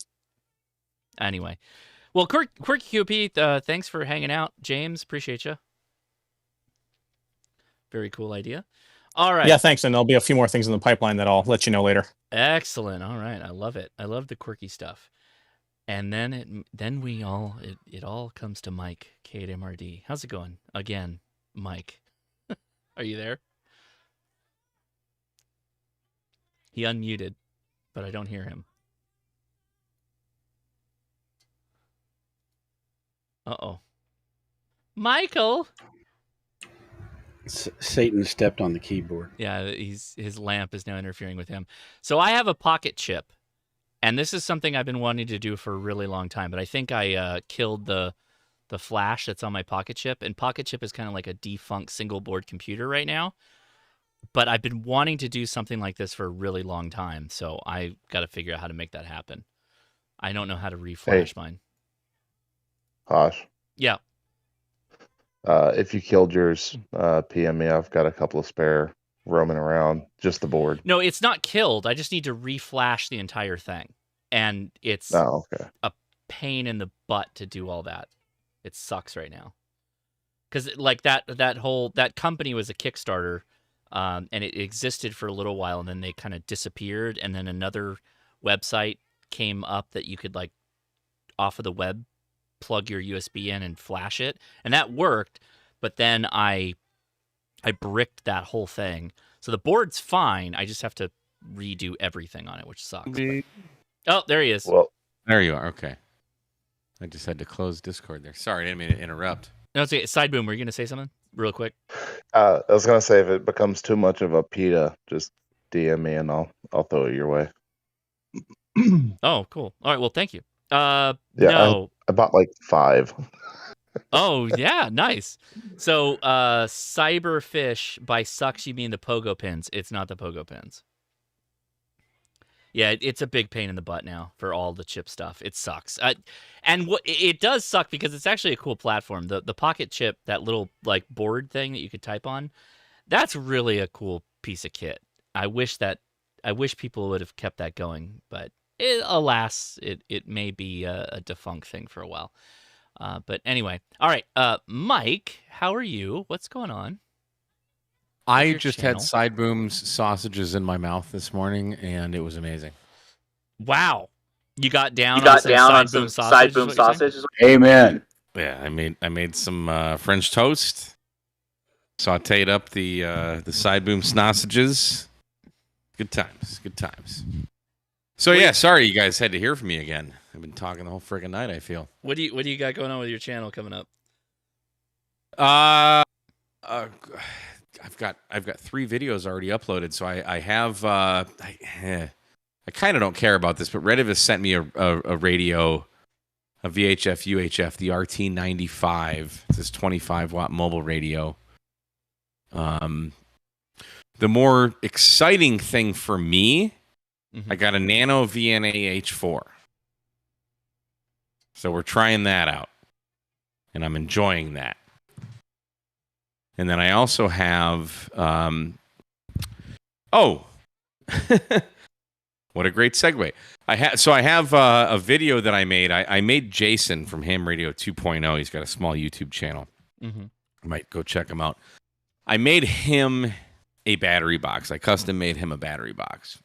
So I filmed kind of like. You went to him first, Mike? I'm just kidding. He had a battery and he gave it to me and he said, make this work. Oh, okay. Of course. All right. Yeah. So he had a 50 amp hour PO4 power battery. So we've actually spent a couple months just finding a box that will fit it. So I have a video coming out on it. It's not like a DIY how to build it, but hopefully with enough B-roll, and like 12-volt electronic wiring knowledge, you'll be able to figure out how I did it. Okay. It's just a fun build. So I have 3 videos that are already filmed and edited and uploaded to YouTube. Okay.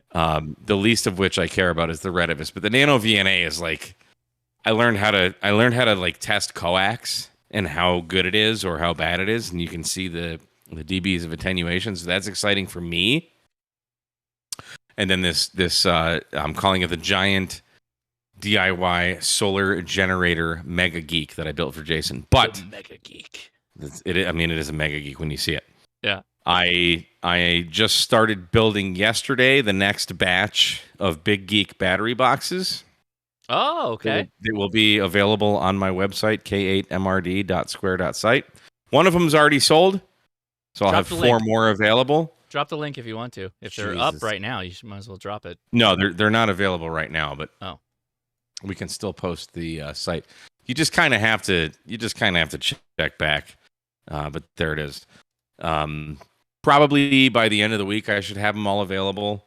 All 4 of them. I'm building 5, but one's already sold, like I said. I just got Mike. What is it? W5REZ from REZ Antennas sent me a demo unit to try out. That cool antenna. That's kind of like if you take a chameleon and a wolf river coils and make them have babies. I have that antenna. Make them, yes, right, or let them. I mean, it's how you doing? Important. Consent's important. It's consent. Wolf river coils, chameleons are like, hey, let's do it. So I have that REZ antenna still in the box. So we're gonna try that out. It's just a loaner. And what else is new? I feel there was something else, but the stands. Somebody was asking about the stands, the buddy pull stands. I'm still waiting on the fiberglass mass to be restocked. So I can't. As soon as they're in stock, I will get them and put them back up on the website. I'm also currently 3D printing the power pole. What do you even call them? Like the power pole outlet things that I put on my battery boxes. Okay. So I'll probably put those on my website because there's not a good supply of just a good power pole outlet. It's just a 3D printed. It's a socket. You got to put the power pole and stuff in it. But Sure. if you want to build your own battery box and you need a power pole outlet, you either go to PowerWorks and you spend $25 on them, or and I'm probably still looking at about $16. It's about $8 in shipping. So like for when I sent you that buddy pole thing, it's about $9 to ship that. And then yeah. Yeah, you know. Yeah. So I'm not looking to make a lot of profit off of this, but I got to make something. So I'm hoping I can make like $5 or $10 on it. So I'm thinking of selling them for like $15, $16, which would be about $10 cheaper than you can get them on Amazon. Because like people want to make battery boxes, but you want to put power poles in them, and then you got to go. And the square ones suck. So these are round. You just drill a hole and put them in. The square ones, screw that. I used to do that. I don't know what you're saying, Side Boom. Am I using private ship? Pirate ship. Pirate. I don't know what that means. There's a website called Pirate Ship. That's what we use. No, I bring them to the post office and they send them. Try Pirate Ship with a tracking number. Yeah, don't try Pirate Ship. Yeah? Yeah. Pirate Ship for sending stuff? Yes, that's what we use. Okay. Is it cheaper? Yes. Oh. So more profits for me. Yakshamash. But yeah, I mean these are low dollar items, but it's like, I got the 3D printer going, might as well. Right. Yeah. Hopefully Leia's okay from the fiberglass. I tried to find I tried to find like a plastic version because basically what I'm doing with it is I'm buying a 4-foot fiberglass, whatever the hell they're called, like they're like yard stake things, and I'm cutting them down with the diamond blade on my angle grinder. Good, I like it. But they get splintery. They fray at the end because it's fiberglass. Yeah, and I heard your podcast. What was it yesterday? I texted you. I was like, oh my god, I was mortified. But if you can't sand them down, because if you sand down fiberglass, you get more fiberglass. Well, so here's my recommendation on that: is like just knock off the big pieces and then hit the edge with super glue, and that'll hold it all together. I would need to shave them down a bit more because the super glue is going to add to the width. But yes, I heard all that. Yeah, I heard all that. Super glue all of it and then sand it, because that holds all the pieces together, and then sand it down. But don't sand it with an angle grinder. No, this is probably a hand fix job, or like like you could make a little jig that had, and you just go in there like a pencil sharpener. Well, so I have a jig. I made a jig, so I just put these 4-foot, because they're 4 foot long, and I put them in there and I cut them with the angle grinder. And it's pretty quick. I mean, I'll spend 15, 20 minutes out there cutting them. But yeah, those and like I've got gloves on, I've got safety goggles on, I'm covered in yellow fiberglass when I'm done, and that has been a concern of mine. But at the same time, I'm like, oh, I grew up around boats, I'm familiar with fiberglass itches and all that. So, but then I realized that there's a bigger world that we live in. Mm-hmm. So, yeah, when I heard, I don't even know what happened when I heard the podcast. And she cut herself. I was like, oh. She didn't cut herself. It was the way she grabbed it. She like grabbed it like at the end, and it just a piece got her. That's all. Either way, my heart just sank. No, we got it. It was fine. It was not a big deal. I know, but still, I was like, and I knew like I need to hear that end user. This is just a thing that I'm like, hey, we can make these and throw them out there, but. You're always at the back of your mind, like, that's why I'm an LLC. She is an end user. She is an end user. So, but I tried to buy a couple plastic rods. They're just not rigid. So that's why I still ended up going with fiberglass. What about? I mean, the price will go up, but what about carbon fiber? I would suspect if I cut carbon fiber, I would still have issues. I don't know. That's a good question. I mean, they're already $45, right? But that does include shipping. Mm-hmm. So, I mean, my cost and shipping is about half that. So, like, I'm not making a lot of money on these things. I just think it's a good, it's a good thing to have out there for people who have that antenna. I mean, it is very specific. Oh, tent poles. Somebody said, well, tent poles is the same problem. Yeah, but that's a different diameter, and then you get an other thing. The idea is that this thing fits inside the Buddy Stick Pro bag. Oh, so I've Chris looked into McConnell, tent poles. Wooden dowels. Oh, I got it, Mike. Aluminum rods, like you can get in welding supply stores. The You want an aluminum stock. rod affecting your counterpoise? I don't know wire that's going to affect it that much. Affect it? I don't think it's going to affect that much. I can cut aluminum. Like a stock aluminum rod, that's probably going to do. I can cut that. It's going to be way more rigid, and you could cut it to fit. Try it. What the hell?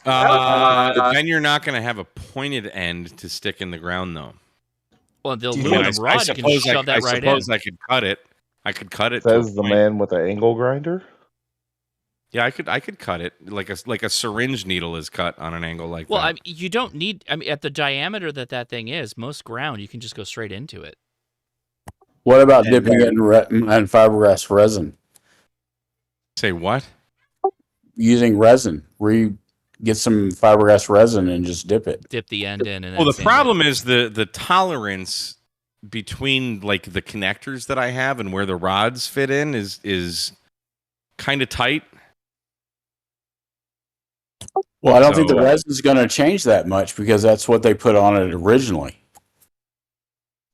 I don't follow you. There is nothing originally. This is something I invented. Right, I understand, but you're using the reflecting rods from Home Depot, right? Yeah.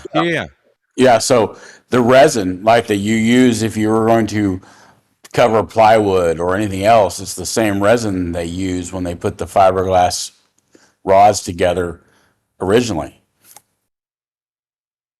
Okay, and? I tell you what, I've got a box full of frequency generators I need to bring to you anyway. I'll explain it to you then. Do it. I don't follow you, but if you can help me figure out this, if you can help me figure out a solution, absolutely. No way. I mean, don't come tonight, but No, he's coming right now. We're gonna sell it right now on the live stream. What's you KI 580? Are you in Huntsville? No, I'm Hardy. You know Hardy. Oh Jesus! Oh yeah. No, Hardy, you're welcome anytime. Of course. Okay, never mind. Yeah, you're good. You're Hardy. cool. I still have your cooler in my closet.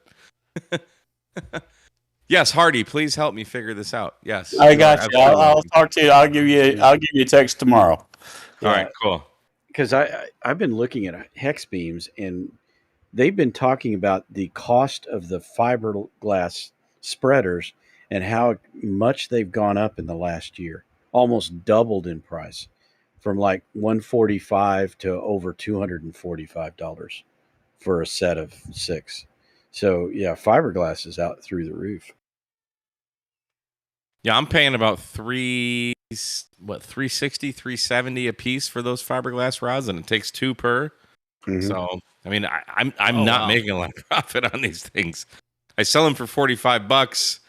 It's $8-9 shipping, about $8 cost, and then I get a little profit on that. So I'm curious about the aluminum stock. If you tried aluminum stock, what that would do cost wise. I would be curious what that would do to.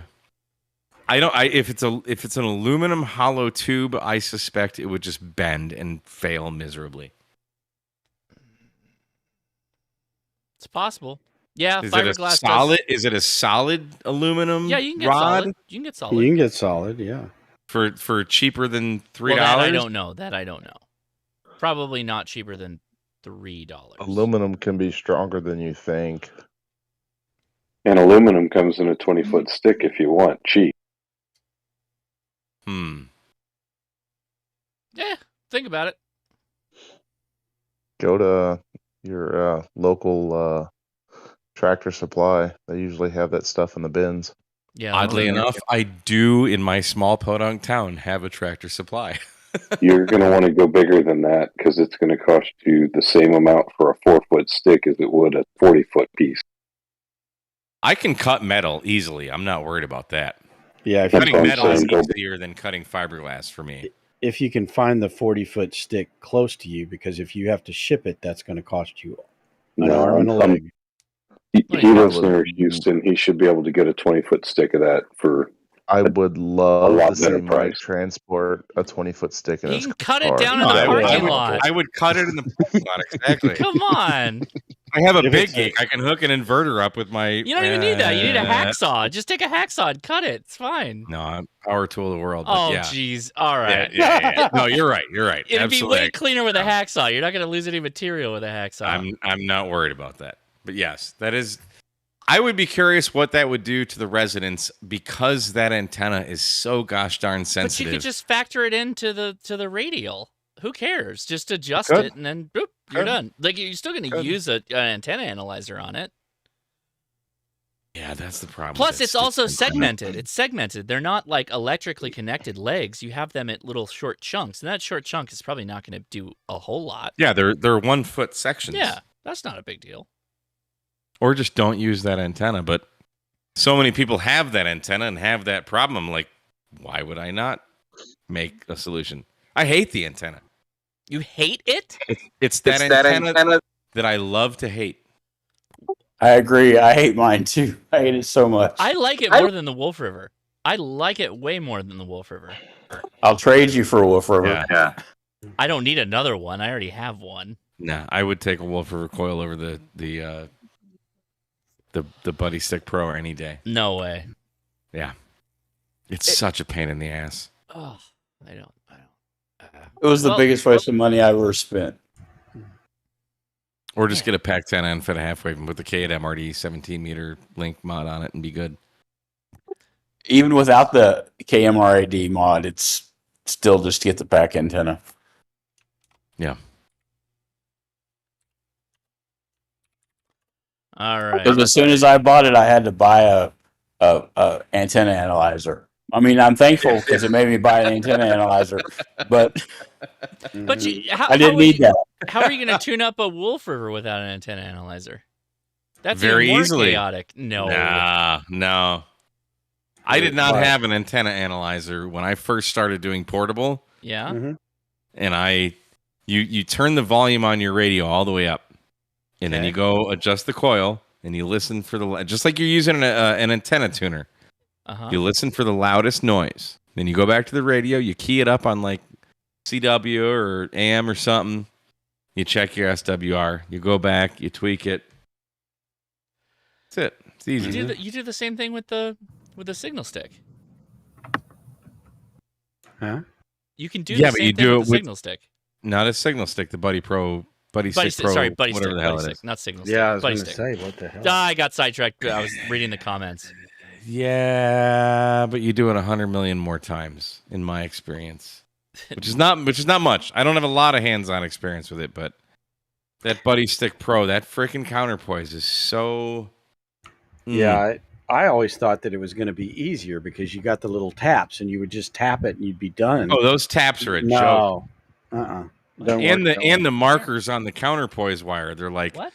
Well, it's kind of here. Mm-hmm. Honestly, to be fair, I think they both actually equally suck to tune. Mm-hmm. Nah, I would give the Wolf River coils a little bit easier to tune, but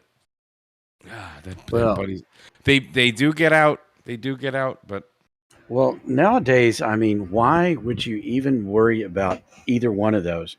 Just get the 20-foot or what is it, the 70-foot whip, and just slide that sucker up and down until it's tuned for anywhere from 20 to 10 meters.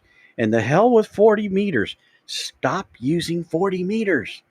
Don't POTA on 40 meters.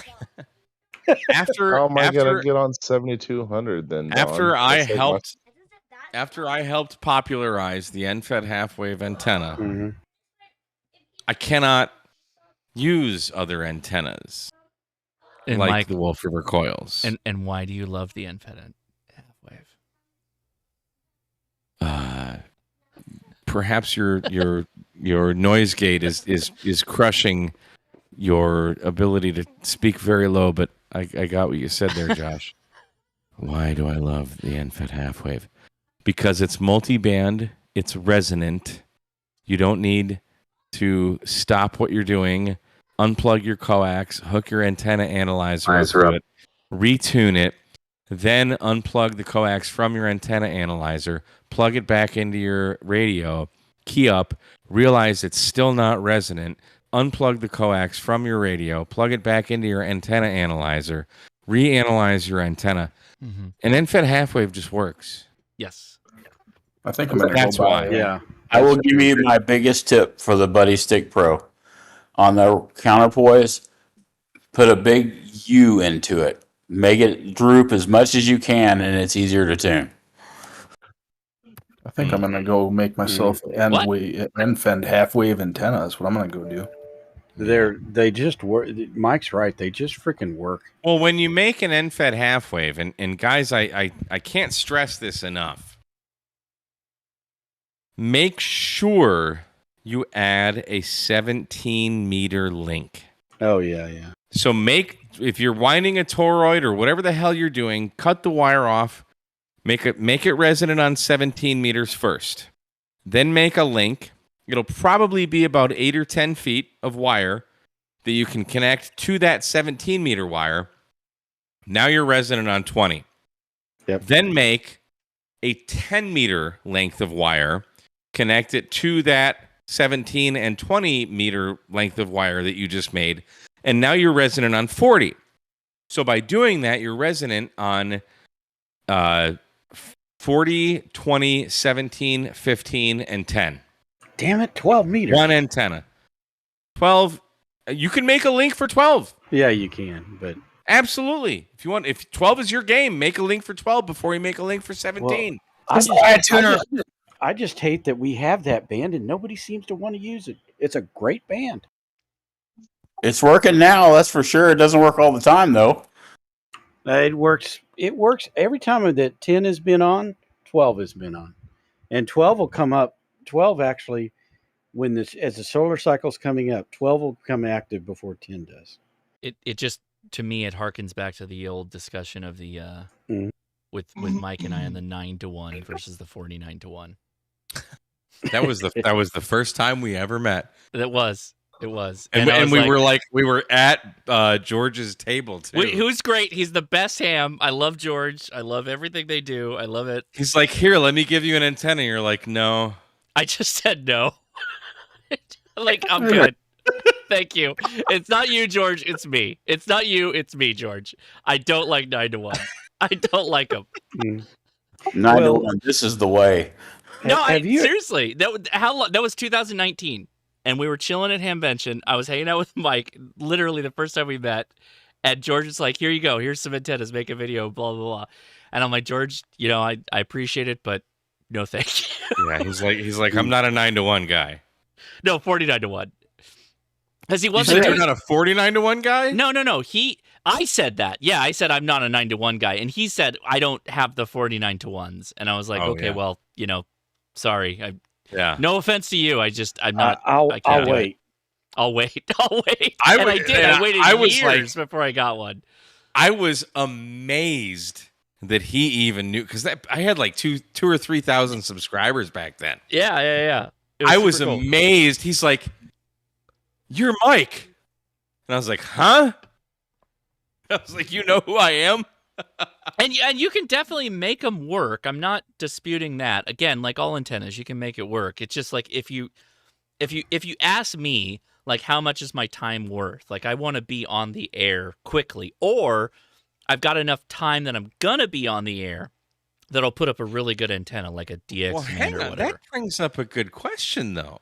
Okay. Because I have in my, here we go back to the 818. I love it. Yeah. Okay. In my 818 bag, I commissioned Adam K6ARK a couple years ago, maybe a year and a half ago, to make me specifically a 9-to-1 for my G90 Go box. Well, you can do that because you got the tuner. Well, no, I do that because I know Adam, but no, but the G90 will do it because it's got the tuner. The G90 did not enjoy having that antenna set up the way that I wanted it to work. But I have some cheap. I'm not going to take it. I'm not going to take it out of the box. But it's like the ATU 10, some little Chinese thing. Oh yeah. Yeah. And I used that with my 818. That's what I used. Oh shoot, I don't think I filmed that video. But I used that tuner with Adam's 9-to-1. Now keep in mind, Adam made this one for me, so it's good. Yeah, it's good. Yes, this is not like some shady KMRD quality like stuff. that I made it. It's an Right, Adam right, made right. antenna. I've got This is one a of these for the K6 G90. there, right. Yeah. I made so many contacts. This is with the 818 with this tuner, and I put a new firmware version on the tuner. So there's a new firmware version. This was in the last 4 months, maybe. Whenever I got the 818, it's within that time. But the 818, that cheap little Chinese tuner, and K6 ARK's 9-to-1. I think it's probably a 41-foot radiating element. Okay. It bangs it out of the park. It is amazing. So this is okay. So I And will 9-to-1. I would like to add on to this discussion because this is a very interesting. Please do. Yeah. Okay. So when I was first getting into HF, the 49-to-1 new craze. I'm saying new craze because again, these antennas have all existed for a really long time, right? The craze at the time was the 9-to-1. And you can see this, right? You can see this in the LDG tuner, the one that had the like sloped sides that would go on top of the 818. It was literally spec to fit on top of the 818. And that was the portable darling at the time, right? Everybody was taking these 818s and they were throwing that LDG tuner on top of it, and they were doing a 9-to-1 setup for it. Thing's so big too. Right. But you remember this, right? This is like a thing. This is the trope at the time. Probably before my time, but I know what you're talking about. Yeah. They were literally like Velcroing this LGG tuner on top of this. This is like OH8 STN is like got his 818, there's 817, and he's got But that's almost towards the end of this, right? This goes back to the high solar cycle, the last go around, like 11 years. Yeah, that way predates me. Right. And this was like the hot thing. Like everybody was doing these 9-to-1 antennas with the random wires, and they were just like, I'll just tune it out. I'll tune it out. And that's where we got the byproduct. Like the byproduct of that like surge was the like KX3 and the KX2s having the internal tuners, and they were just using the wire and just tuning it out and all that stuff. And then now we've kind of like, we went to the low solar cycle, and then everybody pivoted towards resonant antennas and how much more effective they are, more efficient, all that stuff. So I'm like many of you, there's already a couple of people in the chat that were like, oh, my first antenna was a 9-to-1 like a 9-to-1 random wire. That was my first antenna too, aside from a dipole. I built a monoband dipole. But yeah, no, I was like, yeah, this is great. I'm going to tune out all my problems. I'm going to tune my way into radio success. And at the high solar cycle, I could do that. Like PSK 31 and all that stuff. I was definitely doing all that. And it was great. But then we come out of it and it's like, not so great. And then even at QRP, you're dealing with some RF, stray RF back into, whatever you're doing, particularly once we started doing FT8 and all that stuff, right? So I'm like, okay, we gotta get away from this. What's the solution? And it literally is the 49-to-1. It is an end-fed half wave. It's more wire, but it's way more efficient. You get less stray RF back down the antenna wire into your radio, into your computer, because it's so much digital activations now. It's a really interesting change. We went from this random wire being like the cool thing to it being like we don't want to do that anymore. It's interesting. See, I don't feel like I don't want to do that anymore. I feel like I actually enjoy using the random wire antenna with my 818. I guess, Mike, put yourself into the frame of mind of like a lot of hams, like particularly newer hams. They're looking at the first antenna. Would you tell them to get a 9-to-1? No. I don't know, because the only thing that I know, you got to understand, I was licensed in the absolute bottom of the solar cycle. Yeah. No, I know. So everything I know is getting better. And I've Right. used the 9-to-1. I mean, of course, obviously, if you watch my videos and like, there's no speak of a 9-to-1 to be had right in any conversation that I have on my channel or your channel or Jason's channel. But that still doesn't mean it's not a good antenna. Good is, I think good is something you can actually draw a line on, right? Like Especially a 9-to-1 requires another box, and this is James, here in the Discord said that. It requires another box because most radios can't tune that. A G90 should be able to. The KX3 can, and the KX2 But I want to can, take, no problem. let's say I want to take my 818 out, Mhm. and I want a wire. No tuner.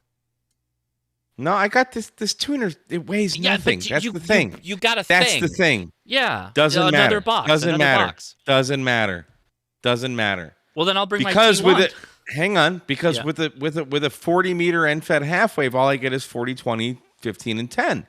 Well, what if I want 12? What if I want 17? I mean, what if I want 80 all of a sudden? Have you Like, been in that it'll situation just in a do POTA? it. With Yes. your experience in POTA? Yes. You've been Oh, like, yes. I Oh, must yeah. be Oh, on yeah. 12. Oh, I yes. must 12. 12, not so much, but like when okay, not so much 12, but 17, abso-freaking-lutely. Sure. Okay, yeah, and yeah, that's yeah. why, and so, and I'll make your point for you. That's why I made my 49-to-1 with a 17 meter link, because I can literally reach up. Because as a 49-to-1 sloper, the 17 meter link, like literally you just reach up and you can grab the wire and you can kind of pull it down and unlink it and you're on 17. You don't need to lower the mast or anything. Now, Mike, you're the reason I've got a 9-to-1. You did a video on it. Guy in Michigan from eBay. It's a black box. It's the best thing. I'm running it on my Flex right now. That's the only antenna I'm running on it. It works. It's a beautiful thing. What is that? Yeah, is that Nelson antennas? I believe so. Black box. Oh, Nelson. Okay. Yeah, Nelson antenna is fantastic. I don't know about a black box from Nelson, but it's a black box with a little eyelid on it, and it's a 9-to-1. You buy it on eBay. Wait, with an island on it? Is it the Hawaiian one? No, it's an eyelet that the eyelet. ground wire attaches to. When you're running a 9-to-1, will a 3-to-1 in most radios, will it tune all the bands on it? No. Oh, okay. But I the tiny wonder little how hard he's doing it with his Flex, but if the tuner's good enough, you don't need the 9-to-1. Just use the wire. The Flex and most built-ins are 3-to-1. thing is, we're coming up on that solar cycle where it doesn't matter what you use. No, you're right. But then that goes back to like, if it's resonant, even if it's like compromise resonant with like a coil, you're still gonna do really well, and you don't need an extra box, right? That's kind of the point. Well, you need an extra box or you need a coil. Yeah, but the coil's part of the antenna a lot of times, right? If you're talking like going back to the Wolf River comment, right? Well, the Wolf River Coil Silver Bullet Mini is still 100 times bigger than this tiny little box that I have that will transmatch. Interesting. So that's a good point too. Mm-hmm. Shall I go get it? Performance-wise, that's the curiosity. That's the test. Is how do they perform? Yeah. When your pile up is so big on receive, you want to dial it back a little bit. It's hard to tell. Yeah, because it's like I have a huge pile up on this antenna. I have a huge pile up on this antenna. You know, at that point, where do the dBs matter? Right. Maybe am I hearing like in Russia and Europe or South Africa? You're not working the hot. I mean, you're really nitpicking there. Mm-hmm. And for me, a lot of times, and I don't mean to boast, it's just call Siki POTA, you'll get the same results. You can't really tell a lot of times by what antenna you're using, just initially because the pileup is so big. It's just like, well, if I were using this antenna, would I have had a bigger or lesser pileup? Like, yeah. I used my ATOS at Fairfield Lake State Park. I didn't film it, but when I did that video for Fairfield, I went that park that was closing. I went back that following Friday, and I just sat in my car with my 891 and my ATOS, and I made 354 contacts, several of which were DX on mostly 17 meters. Yeah. So in like 4 hours. Super chat from Aaron Lindemann. Thank you so much for the super chat. Appreciate it. Some park rangers in Missouri get a little upset with wires and trees. I've been asked to remove them before. So freestanding antennas have become my go-to. Yeah, and that's perfectly fine. This goes back to the whole Buddy Stick Pro or Wolf River or just I'm with Dawn. The vertical 17-foot whip. Oh my goodness, I have done field days with those. I've done winter field day. I've done summer field day. I've used them multiple times. I love taking the Take It Along 1000, the extreme tripod, right? The bigger tripod. Putting the 17-foot whip on top of that. It is fantastic. And that Shorty 40 that they came out with, oh my gosh, just throw that on there and then you got 40 meters. It's awesome. Smart. Again, very smart. Don't POTA on 40 meters, damn it. No, well, okay, fine. No, that's my problem because if you do, it's very rare that I can hear a POTA station on 40 meters because of my noise floor. I will say I'm now forgotten. I will say I'm now the convert of the I'm going to pull up Chameleon. So I mentioned I got the Jerry's Go Box and they sent me that Portamast with the rollover thing. I did a video of the tactical Delta loop, and I was like, okay, it's fine. It's all right. It on the ground, it does a lot of NVIS, right? A lot of cloud burning. So it's a lot of RF going up, coming back down. So if you want 400 miles either direction, good antenna. I put the tactical Delta loop on the end of that 25-foot mast. Oh, yeah. I was insane on 10 meters. I only hit from the east side of Texas and then East Coast. That's all I got. There was nothing in closer than that. I didn't even get to 20 meters. It was just nonstop pile up from the East Coast the entire time from California. It was crazy. It was crazy. Yeah, that's what I love about 10 is that you can really easily get an antenna high enough that you're starting to get lobes on it. And when you do, like that Moxon that I have up there, it just absolutely kills on 10. Now that 10 meters is open on the band because of all the lobes you're getting because of the height.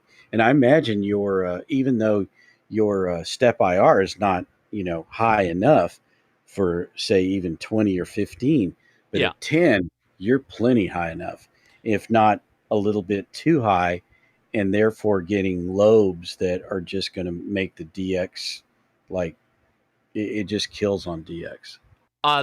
On 10 meters, my antenna setup is insane. I get on the step IR, I get back like I'm the loudest person out there. This is the loudest station I've heard, and it's just 100 watts. I'm not even running power. Yeah. Well, you're just not doing it by yeah. Gain is killer. Yeah, it's the gain. Yeah, that's why I really want a hex beam, because I really can't put up some big heavy thing where I'm at, but a hex I think I could get up. And now with the solar cycle, I don't need 40. And besides, I mean, with 40 you can always throw up a dipole. But I have and see, I started my ham career in the 90s with a high solar cycle, and 40 to me was I grew to hate 40 then, and I don't feel any different now. And I'm seeing what I used to see, or beginning to see what I used to see in the 90s is happening today, and that is all of the broadcast stations coming in and filling up these huge swaths of our 7200 plus out of Europe. And that was, and of course back then I was a general and I couldn't go below 7 140. So you have this little bitty tiny narrow thing in 40 meters. So it's like, why even bother? So I literally shut down at night, but then during your long days, it didn't matter. Right. Here's a good question from James. He asks, question, cheap Amazon fishing pole for light antenna mast. Great question, because my thoughts have changed on this a lot. So I was buying the cart poles, the telescopic cart poles, and I was taking the last couple of sections and dropping them in kind of thing. And I got the hot tip from K6ARK: don't drop them in, super glue them so that they become more rigid at the little spindly bits. But now I'm full on, like for portable mass, full on soda beams. Soda beams mass are so good. They're super small diameter. You can pack them in. Well, I mean, we'll get to Mike in a second because you probably saw the video I posted about him. But literally, I can put it inside my backpack. A lot of the soda beams, the Super 6 or the Hybrid 6. I'll pull up the link for it.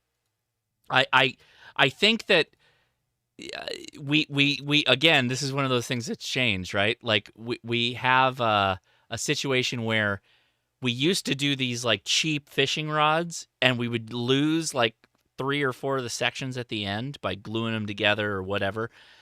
But now that people are developing stuff directly for ham radio, and they're portable and they're packable, it's gotten so much better. With that said, I know Mike literally will pack a DX Commander telescopic mass. So, Mike, go ahead. That depends on what you're doing there, boys. Well, in your pack, you'll pack one of those things, no problem, right? Mike has a carbon suit. No, I won't. So when I go hiking, it's been a couple of years. My foot is still majorly messed up, so I can't go hiking right now, which sucks. But when I would go through the woods, 7 miles in and out, Soda Beam's Carbon 6 100% of the time was the mast. Yeah, I never hiked with a DX Commander or a Pactena 10-meter mast. It was always the Soda Beam's Carbon 6. $56. Even though it's only 6 meters up with my 705, because I had the 705 and the 705 backpack.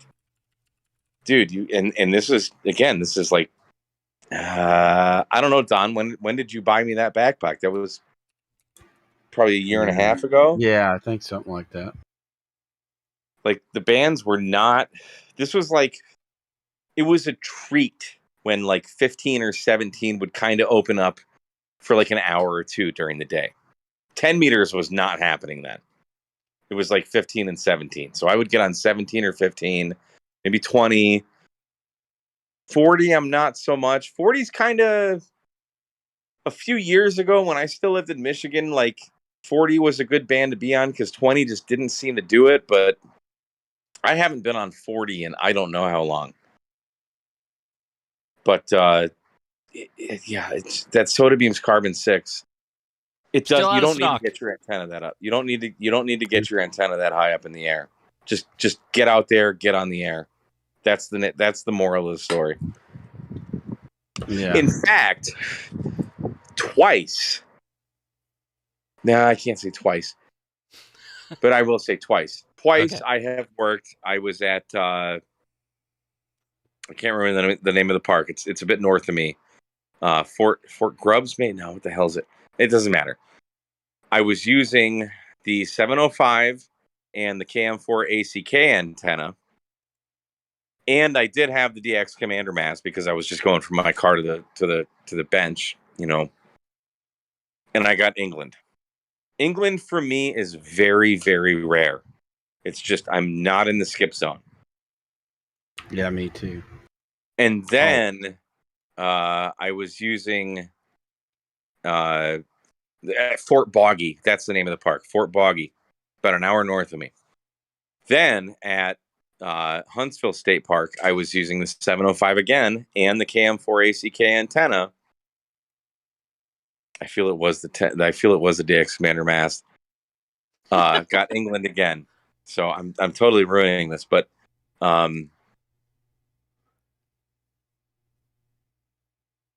probably not sure I'm illustrating right there, Josh, but I have made so many freaking I'll tell you what, if you look at Huntsville State Park on the POTA website, you will see me as the top activator, of course. The vast majority of those activations were made because I was hiking literally every day through those trails, and I would stop halfway through with my 705, thank you, Don, for the backpack, and the Soda Beams Carbon 6 mast. I would get on the air. I would make 10, 12, 15 contacts, and I would hike out. That's it. 26 gauge wire on an end-fed half wave. What's 6 meters? 18 feet up in the air? It's nothing. Yeah. It's nothing. And 10's the same thing. I mean, it's just not, you don't have to get up very high. I think it's. And the way the bands are now versus the way the bands are a year ago, oh my God. I was not doing a Technician Tuesday every single Tuesday last year. Like, we're crushing it on 10 meters.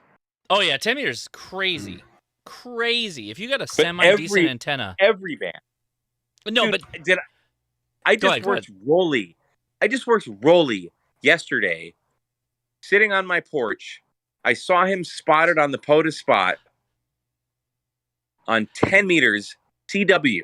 Yeah. This is a cool story. Barely heard him. Barely heard him, and I'm not a CW guy, but I have my my 73 microphone. The buttons on the. I have those programmed, so when my radio is in CW, that will be the keyer. And I worked Rolly ZL1 BQD using my 7300 microphone as the keyer. It's so cool. And we completed a 10-meter contact. It was probably midnight last night. It was last night on CW, because I know enough CW to send my call, send his call, and listen for you can listen for your call, and then your signal report, you say, Roger, 73, right? I can do that. I got New Zealand on 10 meters last night. So maybe that's a good point. Yeah. So let me dial this back a little bit. So here's my map, right? So this thing above my head right there, that's the gray line, right? We got a couple of comments. 10 meters was open to Spain and Scotland this morning from California. Well, how did they do that? Well, so that's the gray line. That's the sun-moon cycle, sun-night cycle. So if you flip that around, and Scotland is in the day, and so is Spain, right? So if I move this over a little bit, and so is California, then you're technically able to do 10 meters and some of the higher bands on the air. So that's why those contacts are possible, even right now, right? So all these blue lines are people that I'm hearing, right, that are transmitting right now in 40 meters. That's the cool part about propagation, is if you follow this day-night cycle that's rolling, every 24 hours, and if you wake up in the morning, if you were to, just straight up, if you were to condition yourself to wake up at 6 a.m. or earlier, if that's what you do, if you wake up a little bit earlier and get on the radio right before you get about your day or whatever, and you got a radio set up that's just ready to go, you can make a lot of DX contacts because you're waiting for the sun to just start to come over the top of you, and then boom, you start making all these wild ass contacts, because that's how propagation works. That's the sun starts energizing the atmosphere, and you can do all this really cool stuff. So if you literally just either min-max your day, either stay up later and work the flip side of it, or get up early in the morning, right? Because in the West Coast here, I am okay with letting the sun get about to sunset, and then I can hit the east side of Russia, Asia, Japan, all that. But if I flip it around, I can, because of the day-night cycle, again, look at the little look at this little U we're in right here. Well, if you slide it over, wrong way, if you slide it over this way, and the sun's right over my head, just cresting over, I could technically hit Europe from California. You just have to be up at the right time. Yeah, I just looked at the POTA spots. There are 2 China stations spotted on POTA. Oh, POTA, China POTA? Yeah. Then you can say Sheshe for contact, 7-3. And they're one of them's on 10 meter FT8. The other one is on, I think, 15 meters. And that's the thing. I don't know, how do you work somebody like that from, like, it's our nighttime, obviously, and it's their daytime. Is there? If they're on 10 meters, you probably can't. I've seen guys do it. Now, not here, but I've seen people in, like, the UK in the middle of their night work US stations on 10 meters. I'm like, does a beam get you that? They got a lot of power, I'm guessing. A lot of power and some gain behind them for sure, yeah. Yeah, they have to have gain, because it's not the pushing the signal out. It's the hearing, Well, it is pushing the signal out to a degree. Well, that too, yes. But I mean, if you're not hearing, like, the answer, it doesn't do you any good to transmit. I know that well, because like, Rob can hear me over in the UK, but unfortunately I can't hear him. So yet I still think it's going to happen. We got a couple of people in Florida. By the way, Florida, you're in a hot, even though you're super low to the ground, Florida is fantastic for HF. Oh, fantastic. The DX Commander in Florida is probably better than, like, anywhere you could put it. So many good contacts with the DX Commander out of Florida. Matt, where's Matt? Matt needs to come in here and start screaming about how good it is. Yeah, I'm right here. I'm here. No, not A4MQ. Oh, sorry. Yeah, unless you're in Florida. Unless you're in Florida, then please. All right. So we had a really good amount of questions today. Really, really thought-provoking questions. Is there anyone else in the chat that didn't have their question answered? Anybody new or anything like that? Come forward. This is your moment. I've got some insider information. Uh-oh, here we go. We got some hot takes from Sideboom. I just heard here recently that K8MRD radio stuff is going to change its channel name to Will Poda for Boudin. Just saying. Will Poda for what? Don't even tease me, dude. That's not even cool, man. I had your sausages in my mouth this morning. So, for reference, I went up and met with Mike and Jason and Scott and Frank over there at the Houston Ham Festival. I brought them some Cajun sausage from over here from a local manufacturer where I live, and it's pretty killer. And that's been a hot topic all week. It's about the amazing. sausage I brought everybody. It's the boudin. For me, it's the boudin. Oh, boudin. Sausages. Okay. Dude, I had the sausages for breakfast this morning. I made some French toast. I put a little extra butter in the skillet this morning, and I had it on low, and I let them sausages just go and just sizzle in the butter. Oh my god! But that boudin, I've never had, because the only time I've ever had boudin was like me and my buddy Ryan were at St. Arnold's Brewing Company. Ever been there in downtown Houston? They make these little boudin balls, amazing. And then there's this place in my podunk town that had like these boudin balls, and they were like the grossest thing in the world. Then I had your boudin sausage thing. That's all I wanted to eat at Scott's house. We're smoking cigars, we're drinking moonshine, we're drinking whiskey, we're drinking beers. We're having a great time. Your sausages were there. Scott, he made fajita steaks. Like, dude, we had a smorgasbord of like everything you would ever want to have was there, and it was cooked amazingly. But that boudin for me was like, oh my god, how have I missed out on this? So So Josh, are you going to swing your beam towards Australia, or sorry, New Zealand? They can hear me in New Zealand right now on 5 Yeah. watts. Oh yeah. I'll swing it. I'll swing it. ZL4 KYH is trying I'm to swinging get it. I'm swinging it. I don't see it I got on a Grid question. Tracker. You got to turn on reporting on there. All right, go ahead with your question. Hey, on the gateway computer, does y'all's hook up to 5 gigahertz Wi-Fi? I don't know. 5 gigahertz. I don't know. I took my Wi-Fi out and put in a hard drive. On the gateway? No, on the other one. I don't. So you're talking about specifically about the gateway, yeah? Yeah, I mine. don't know. It just does a 2.7 or 2.4, whatever it is. It won't do the 5 gigahertz. Yeah, it's probably not dual band. Oh, we got east side of Texas trying to complete a contact. Sorry, I was swinging the beam while you're trying to make the contact. Sorry about that. Sorry, I got real excited by DX. I'm not making it out to. Well, no, I guess no, I am. Okay, never mind.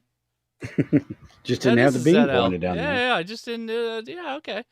ZL4KYH. All right, so here we go. Right. This, is that him? Yeah, that's him. All right, He's in the chat. ZL4K.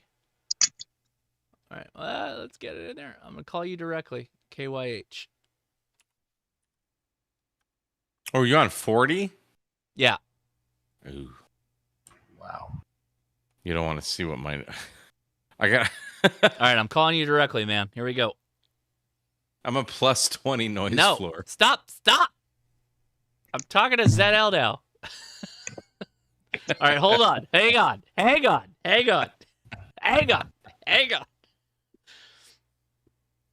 I will tell you what, though. Like, I am now a big fan. Like, so as much as I got through all this talk of, like, wire antennas and, like, just super fast setup, blah, blah, blah.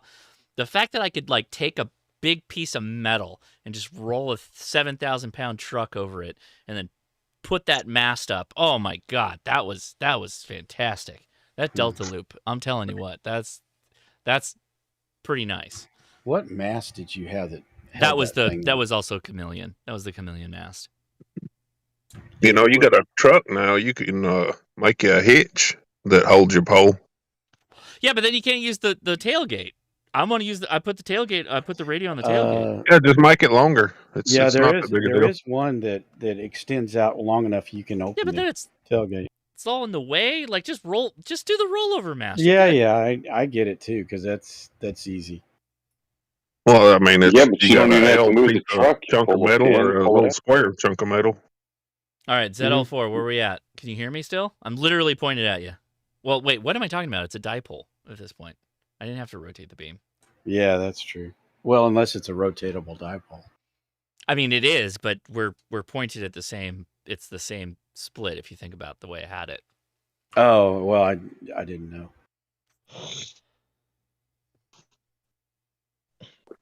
Yeah, with a 2-inch receiver, you just pull a pin, throw it in the back of your truck.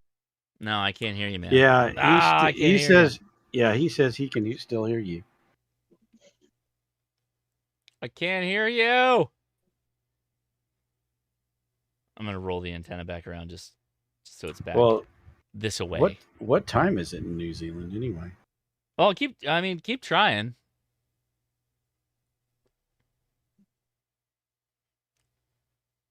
Yeah, he's using 100 watts and into a hustler.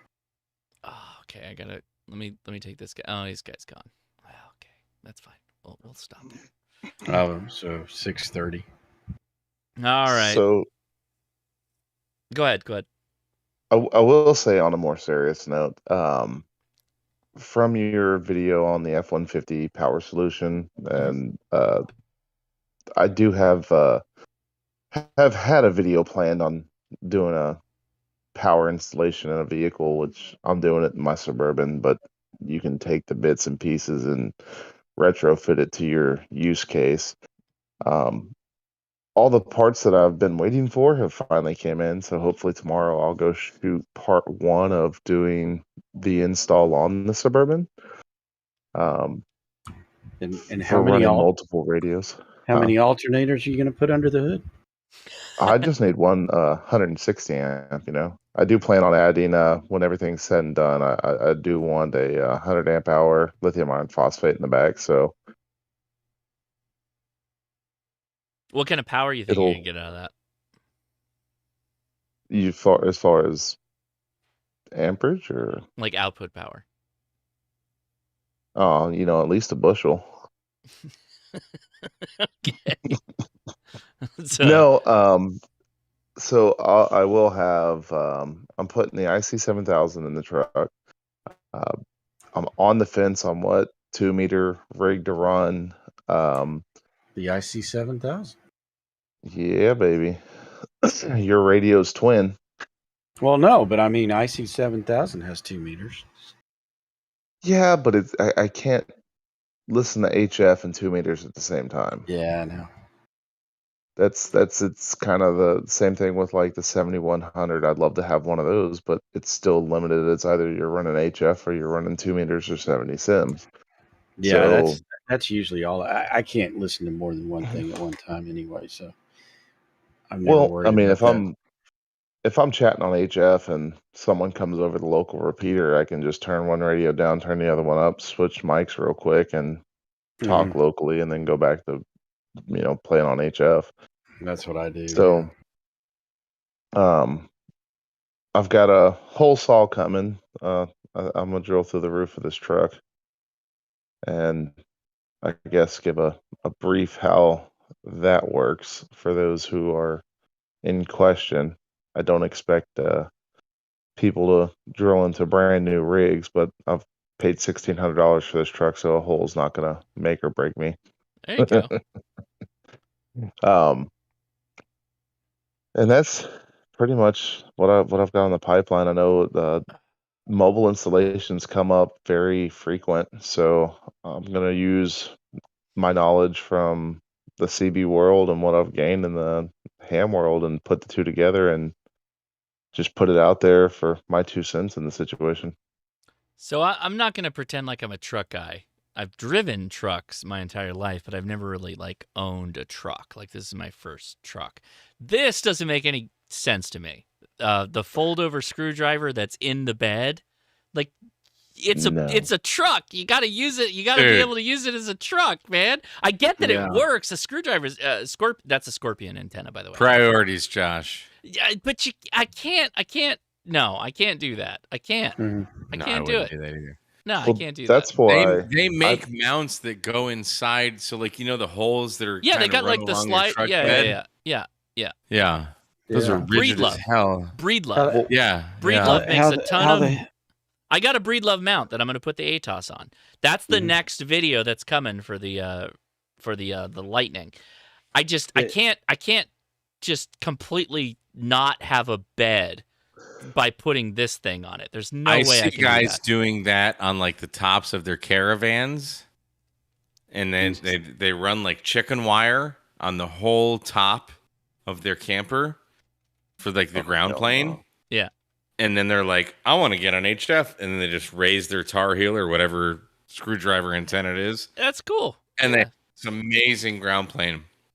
No, I mean, I'm down for all kinds of crazy stuff like that you can do in a mobile, but I can't get rid of the most important aspect of a truck, which is the bed. I use that thing constantly since I got it. Which is Leia wants to use the truck now. She took it. She left. She's gone. She took the truck and she's gone. Like she's driving that thing more than I am right now. And I just listened to your podcast. Dude, it's nuts. Well, I texted you today or yesterday, whatever. The podcast is what was that the newest podcast? No, I don't know. Well, she was like when you were gone.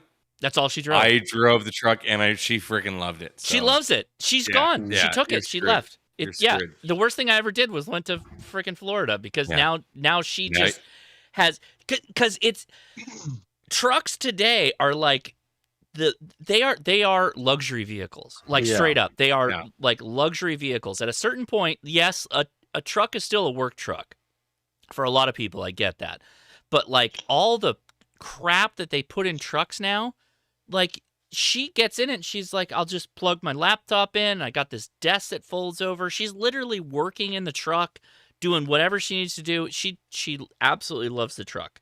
She will not leave it alone. Does your truck have the built-in massaging seats? No, I didn't go to platinum, but now that Oh, bro. no, I I'm don't not like the gonna look lie, of the platinum. Leia's ones. will have that. Yeah, Leia will have the platinum. And the $6,000 purse. Yeah, right. She'll get it Hermes, not a She'll get Hermes. Hermes, yeah. She'll get the She'll have Ford an Lightning Hermes. Hermes. She wants the Ford Right. Lightning Hermes. No. So I'm not a Ford guy, but a buddy of mine Sorry. got one of the 21 platinum or whatever, the limited or whatever. I don't know the trim levels anymore, but it had the massaging seats, and we went to Houston and back with it, and I must say 10 out of 10 most comfortable ride. I got there super relaxed, you know. Yeah, it's pretty dumb what they're doing with trucks now. Like it's kind of crazy that you take a bunch of like, I mean, what an F-150 and all trucks, they're supposed to be like the dude's vehicle, like the worker vehicle, and they took that and they just added all this ridiculous luxury stuff on top of it. And people are like, "Oh, I want the Bighorn model." What's the Bighorn get you? Well, it's super plush brown leather seats and a whole lot of chrome, and my seat massaged my ass. I'm like, what? Oh, okay. I mean, like then you have it, and you're like, oh my god, that's an amazing feature. I guess I got the hotel coffee version because I bought a basic work truck that had the chrome package on it. It's been fine with me, but I love the rubber floors because you can just sweep them out or wash them out by hose, and everything's clean again. I'll deal with you in a second. Yeah, do you have or what are those things that you got to put in there for the brakes on a fifth wheel? You're talking about a trailer brake system? Right there. Well, yeah, but it's like real. It's cut off. I don't know. This friend of mine got a truck, and the biggest expense that he put in it was all of that crap to pull a fifth wheel. Oh, so you're talking about the hitch system? Yeah. No, not the hitch. No, not the hitch. Then what are you talking? The I'm brakes. lost. Brakes. The brake system. It was like a completely different brake system that was in there for the hauling the fifth wheel. I've never did anything different to my truck than the way I bought it, other than lift it and put bigger tires on it. I've hauled over 20,000 pounds. You never had the air brake system and all of that crap? No. I mean, air brakes is a whole different class of animal, but that's not necessary. According to him, talking about an electronic brake controller, Don, is what you're talking about. The electronic brake controller. Because it had something to do with the fact of adding additional braking to the front when you try to stop a fifth wheel, because the fronts now take all of the weight of the trailer. Well, that's just more efficient braking. The front wheels are always going to be more efficient. For it. His was a whole different system. No, there's a little squeezy bit. So my truck has the squeezy bit with the adjustment for the braking. Yeah, it's a trailer controller. Yeah, it's a trailer controller. Yeah, that's what I'm talking about. And I got that on the Lightning. I got that on the Lightning because it has enhanced cooling for that, and I bought that specifically for the battery to like protect the safety of the battery. Yeah, because when you're hauling a fifth wheel, that supposedly that you need all of that in order to brake it when you're like going down a mountain or something like that to keep it in modern trucks. Like, okay, so my truck's a 14. It's modern-ish to today's standard.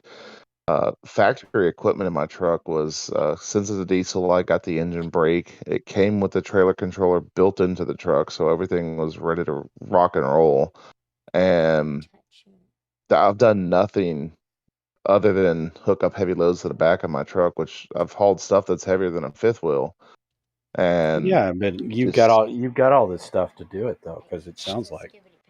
Well, it should have been factory optioned. If you're going to buy something to pull with, like you just take Well, the little right, yeah, box and but get you it have put to in. go in and go, okay, I want a truck that I can pull with, rather than Oh going, yeah, I just want a truck. Right. yeah. That's a big You got to difference. know which. It's kind of Right, like the right. radio You're probably world. not Like getting an you, I F-150 if didn't. you want I to had no haul. idea when he was talking about that you oh, had to go okay. in and say, "No, I need a truck to haul something." It's like, aren't they built that way to begin with? Well, a No. lot of the new ones have all that. That used to be a big deal on old ones. You had to add on a bunch of stuff, but a lot of the new ones, you just plug it in. Well, Well, his was So like $62,000 versus a $40,000 truck, and most of he that was all that probably got a added diesel crap. motor. well, he's probably Well, got a yeah, but the diesel motor was the 48,000. It was all the other crap that he had to add on top of that to get the braking I, systems and all the other so stuff. let's take a let's come up to air a little bit. So Sure. half-ton trucks like 1500s, that kind of stuff, like what I got, the Lightning. Mhm.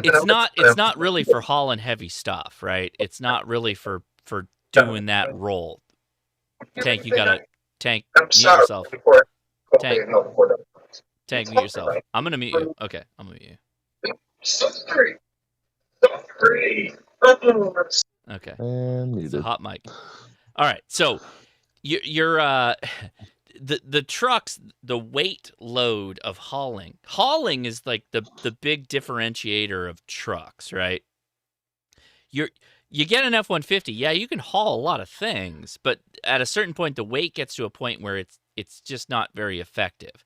A truck is just a thing with a bed in the back if you get right down to it, but if you want to haul, like pull something, that's a whole different world. Like an F-250, an F-350 Super Duty, all that stuff. Like that's where all that's that realm of towing, right? Otherwise, you get an F-150 just to haul stuff around in the bed, right? So Ram, Yeah. Chevy, all that stuff is the same. generally speaking, your 1500 or F-150 series trucks are normally classified for like a 6,000 pound payload. And then when you step into the 2500 realm, you get about the 10 to 15K payload, and then 3500 up, it just goes up from there. Yeah.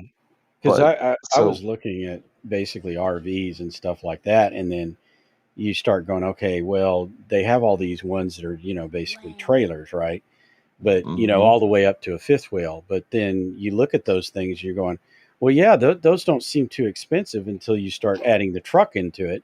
And it's like, geez, I might as well get a Class A then for the cost of well, all of it's that crap. well, there's a difference. I mean, if you can utilize a truck outside of hauling, because like I've got a 30-foot camper, but I could have got a 30-foot Class A or Class B or whatever. I forget the classifications, but when you Class A, park somewhere, Class when B you is, go to but but when you park up somewhere, your wheels, your mode of transportation is stuck. So you now have to buy another trailer that can haul a spare rig on the back of your Class A motorhome. So now you're in the same classification, but going backwards. Yeah. Now, I mean, my RV can actually be pulled with a 1500 series truck or a half-ton truck because it only weighs like 5,500 pounds dry. And a 1500 cost what? No, it just depends. I mean, you talk a new or used market, and there's a whole that's a tricky situation because I've seen half-ton trucks sell for what you can get a brand new Dodge diesel without all the bells and whistles for. Yeah, that's the thing to me is that they're so damn expensive. Well, yeah, but everybody, you're making a long-term sorry, investment. No, I wouldn't be. I'd only be using. Go ahead, Josh. I have to jump in. The boss is back with my truck and now tells me I have to unload her truck because she put a bunch of crap in it. And so she said I gotta help her right now. So I have to head out. I apologize, everybody, but appreciate the conversation. It was a really good chat.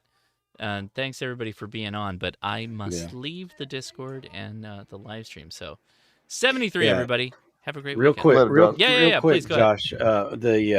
Our Thomas is coming to to give a talk at our club meeting on Monday. So Really looking forward to it. Witherspoon, Thomas Witherspoon. Yeah. Yep. Nice, nice, Nice. very cool. Yeah. Yeah, that's gonna be great. That's excellent. I'm All right, going to ask everybody. him about bags. Oh, dude, don't 73, Josh. don't get him started. Otherwise, he won't stop talking about bags. All right. Hey, everybody. Good luck, Kluber. Thank you, everybody on the Discord. Take it easy, everybody. Yeah, See ya. 73, Josh, and thanks again for doing this tonight. Appreciate it. All right. Well, thank you, Don, for the inspiration too. I appreciate you. All right. Take it easy. All right. So Discord is. I have left the Discord. Wait, now I've left the Discord. Okay, there we go. I'm gonna head out, guys. I think I'm gonna try. I've been watching the Pirates of the Caribbean movies with the kids, trying to catch up on that. That is a weird movie series that went on for a really long time. So we're probably gonna wrap up the evening with that. Thanks so much for watching. I appreciate all you. I hope we answered your questions. But if we didn't, please join the Discord. And make sure you're there for the next after chat or the next live stream. And I promise we'll try to do our best. Or we'll spend a whole lot of time talking about our very specific and different opinions. 73. Enjoy the memes.